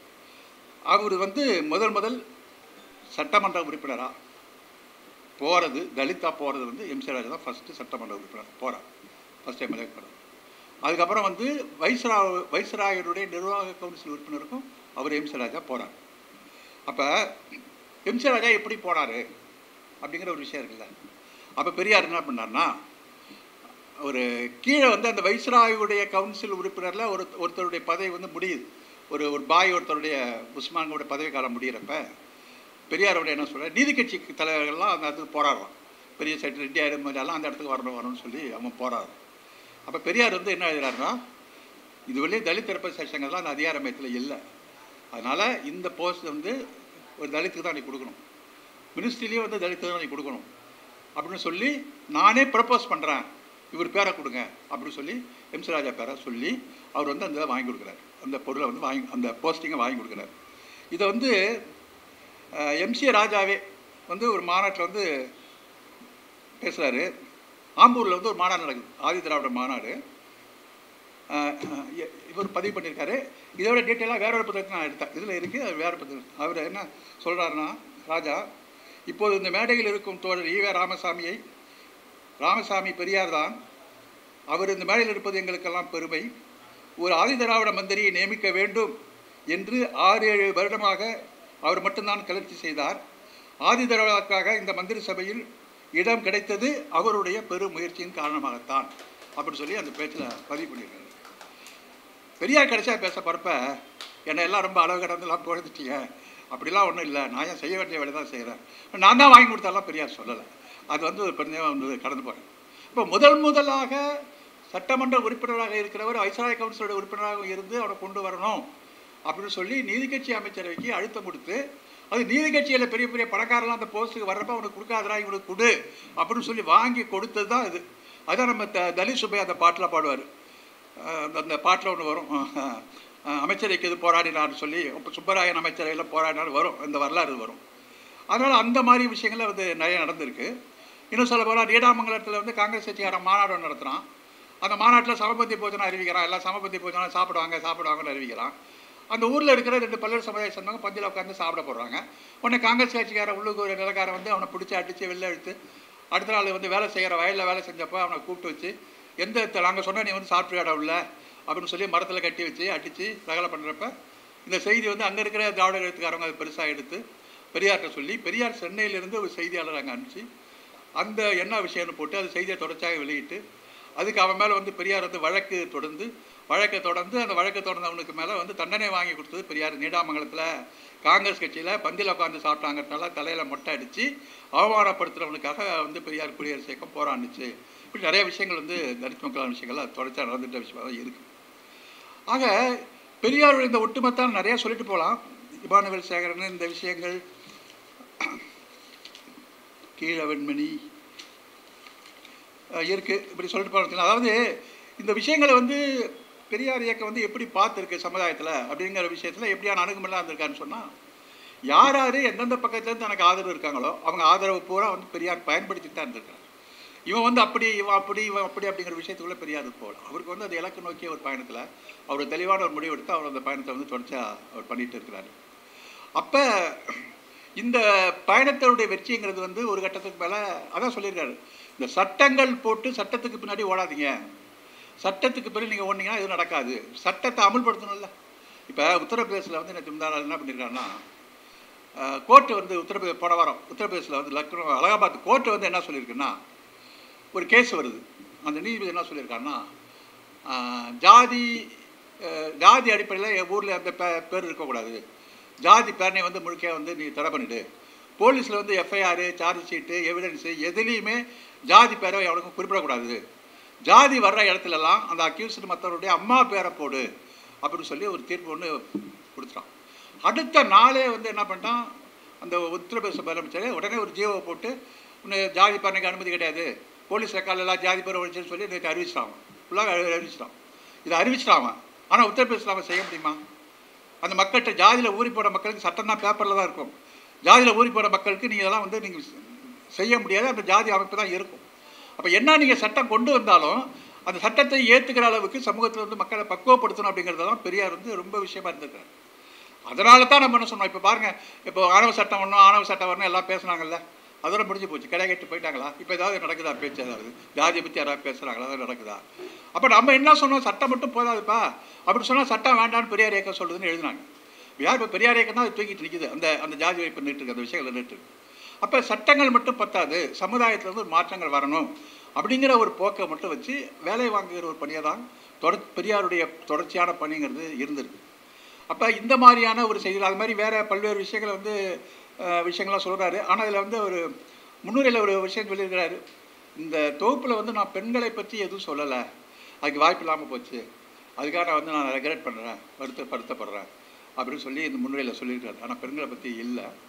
மற்றபடி பெரியார் வந்து ஜாதி எதிர்ப்பில் எப்படி இருந்தார், பார்ப்பன எதிர்ப்பில் எப்படி இருந்தார், அம்பேத்கர் ரிலேஷன் எப்படி இருந்துச்சு, நீதி கட்சி எப்படி கையாண்டார், சமதர்ம இயக்கத்துக்கு இவருக்குள்ள வேறுபாடில் எப்படி கையாண்டார், இந்த விஷயங்களை பற்றி ஒரு தெளிவான பார்வையோட இருக்கிற விஷயம். இது கடந்த கால வரலாறு தான். இந்த கடந்த கால வரலாறுகளை வந்து நம்ம அப்படியே இப்போ வச்சுக்க முடியாது. இப்போ உள்ள சூழலில் வந்து இதை வந்து எப்படி நம்ம பொருத்தி பார்க்குறோம், இது எப்படியாப்பட்ட ஒரு அணுகுமுறை வந்து பெரியார் எடுத்துக்கிறாரு, அவருடைய அப்ரோச் எப்படி இருந்திருக்கு அப்படிங்கிற விஷயத்தெல்லாம் வந்து நம்ம வந்து இப்போ பார்க்க வேண்டிய விஷயம் இருக்குது. இப்போ பொது உடைமையில் நீங்கள் அப்போ சொன்ன சமதர்மம், வர்க்க போராட்டம், வர்க்க புரட்சி, அதுக்கெல்லாம் வந்து இப்போ உலகத்தில் வந்து அதுக்கு இடமே இல்லாமல் போயிடுச்சு. இப்போ வந்து புதிய புதிய உலகமயமாக்கல் கொள்கையும் இந்த மாதிரியான கொள்கை தீவிரமாக வந்ததுக்கப்புறம் அரசு துறை நிறுவனங்கள், அரசு நிறுவனங்கள்லாம் இல்லாமல் தனியார் ஒதுக்கீடு, தனியார் மையங்களுடைய முதலீட்டை கொண்டு வரோம் அப்படிங்கிற நிகழ்த்தை நோக்கி தான் நம்ம போக வேண்டியிருக்கு. உலகம் மாற போயிடுச்சு. இந்தியாவில் திருப்பூரில் என்ன வேலை அப்படின்னு நிர்ணயிக்கிறது வந்து நம்ம கையில் இல்லை. அவன் ட்ரம்ப் என்ன நினைக்கிறானோ அதுதான் இருக்குது. இப்போ நம்ம வந்து அவன் வச்சுட்டு இருக்கான். அப்புறம் நீங்கள் என்ன தேசம் இருக்குது, தேசபக்தி இருக்குது. இங்கே நீ தேசத்தினுடைய எல்லை கோடு தாண்டி போட்டு வச்சுருப்பேன், உன் கோட்டை நான் தாண்டிட்டேன், என் கோட்டுக்கு நீ வராத, அந்த சீனாக்காரன் உள்ள நுழைஞ்சிட்டான், சீனாக்காரனுக்கு எல்லைக்குள்ள நுழைஞ்சா நீங்கள் தடுக்கலாம், அவன் அங்கே இருந்துட்டு அவனை ஆப்ரேட் பண்ணிட்டு இருக்கான்ல, அதை நீங்கள் தடுக்க முடியுமா? எல்லா பொருளாதாரமும் அவன் தானே டிசைட் பண்ணுவான் அன்றைக்கி. அப்போ சர்வதேசத்தில் அமெரிக்கா, சீனாவோட சர்வதேச சந்தைகள், சர்வதேச மார்க்கெட்டு தான். இப்போ நம்ம வந்து ஜிஎஸ்டி குறைடான்னு நம்ம எவ்வளோ 6-8 வருஷமாக கேட்டோம், குறைக்கவே இல்லை. அவன் 50% வரியை போட்டதை போட்டு தான் இங்கே குறைக்கிறான். இப்போ அமெரிக்காக்காரனால தான் இன்றைக்கி வந்து குறைச்சிருக்கான் ஜிஎஸ்டியை. இங்கே கேட்டவனுங்க வந்து குறைக்க தயாராக கிடையாது. மக்கள்கிட்ட வந்து நாரி போயிடுங்கத்தாலும் குறைக்க வேண்டிய கட்டாயத்தை வந்து. அப்போ வந்து இன்றைக்கி உலகமயமாக்கல் அப்படிங்கிறதும் இந்த தனியார் மயமாக்கல்ங்கிறது ஸ்ட்ரெங்தன் ஆகிட்டு இருக்கிற ஒரு சூழ்நிலையில் மக்களை வந்து இதுலேருந்து எப்படி நீங்கள் விடுவிக்க போகிறீங்க, இந்த பயன் வந்து மக்களுக்கு எப்படி போய் சேரும் அப்படின்னு பார்த்தீங்கன்னா, இன்றைக்கு இருக்கிற ஒரு நம்பிக்கையான திட்டம் வந்து direct delivery to the people, beneficiary, welfare தான். வெல்ஃபேர் அரசாங்கம், சமூக நல அரசாங்கம் ஒன்று தான் இன்றைக்கி மக்களை வாழ வைக்கும். நீங்கள் வந்து சீனாவில் பழமொழி சொல்லுவாங்க, நீ வந்து மீனை கொடுக்காத, மீன் பிடிக்கிறதுக்கு நீ எப்படி கற்றுக் கொடுன்னு சொல்லி. இப்போ இங்கே எப்படிலாம் இங்கே தொழிலெல்லாம் கற்றுக் கொடுக்கறதுக்கெல்லாம் இங்கே ஒன்றும் கிடையாது. கற்றுக் கொடுத்தாலும் இவனுக்கு வந்து சேராது. அப்போ தமிழ்நாடு அரசாங்கத்தினுடைய இந்த வெல்ஃபேர் ஸ்கீம் தான் இன்றைக்கி ஒரு மாற்றாக இருக்குது உலகத்திலேயே. இந்த வலதுசாரி அடக்குமுறைக்கு வந்து ஒரு மாற்றம் வந்து இன்றைக்கி இதுதான் வந்துட்டுருக்கு. அப்போ அந்த அந்த அந்த இன்வெஸ்டர்ஸாக நம்மளும் கொண்டு வரோம். இப்போ அரசு துறையில் ஆரம்பிக்கணும் இல்லை, எந்தெந்த நாட்டிலேருந்து இவ்வளோ கொண்டு வரோம், எத்தனை கோடி நாங்கள் கொண்டு வரோம், இதை வச்சு தான் நாங்கள் வளர்க்க போகிறோம் அப்படிங்கிற மாதிரி தான் உலகத்துடைய போக்கு வந்துருக்கு. அப்போ இந்த போக்கில் தான் நீங்கள் பழைய பேசுகிற அந்த வர்க்க புரட்சி, ஃபியூடலிசம் அப்படிங்கிறதெல்லாம் எந்த அளவுக்கு நீங்கள் ரெலவன்ஸ் ஆகிருக்கு அப்படிங்கிறலாம் இந்த கால மாற்றத்தை தான் நம்ம பார்க்க வேண்டியிருக்கு. ஆனால் இவ்வளவு மாற்றங்கள் உலகத்தில் வந்தாலும் கூட இன்னும் அந்த ஜாதியை தூக்கிட்டு இருக்கிறதும் தீண்டாமல் இருக்கிறதும், நான் தான் வந்து அந்த ஜாதிங்கிற பெருமையை மட்டும் இன்னும் குலையாமல் அது இறுக்கமாக இருக்குது. அப்போ இந்த ஒரு சூழ்நிலையிலும் அந்த இறுக்கமாக பிடிச்சிட்டு இருக்கிற ஜாதிக்கு அது குறி வச்சு அடிக்க வேண்டிய ஒரு போக்குங்கிறது தொடர்ச்சியாக ஒரு இயக்கம் செய்ய வேண்டிய வேலை இருக்குது. அதுதான் நம்ம தொடர்ச்சியாக செஞ்சிட்ருப்போம் அப்படின்னு சொல்லி நிறைவு செய்கிறோம்.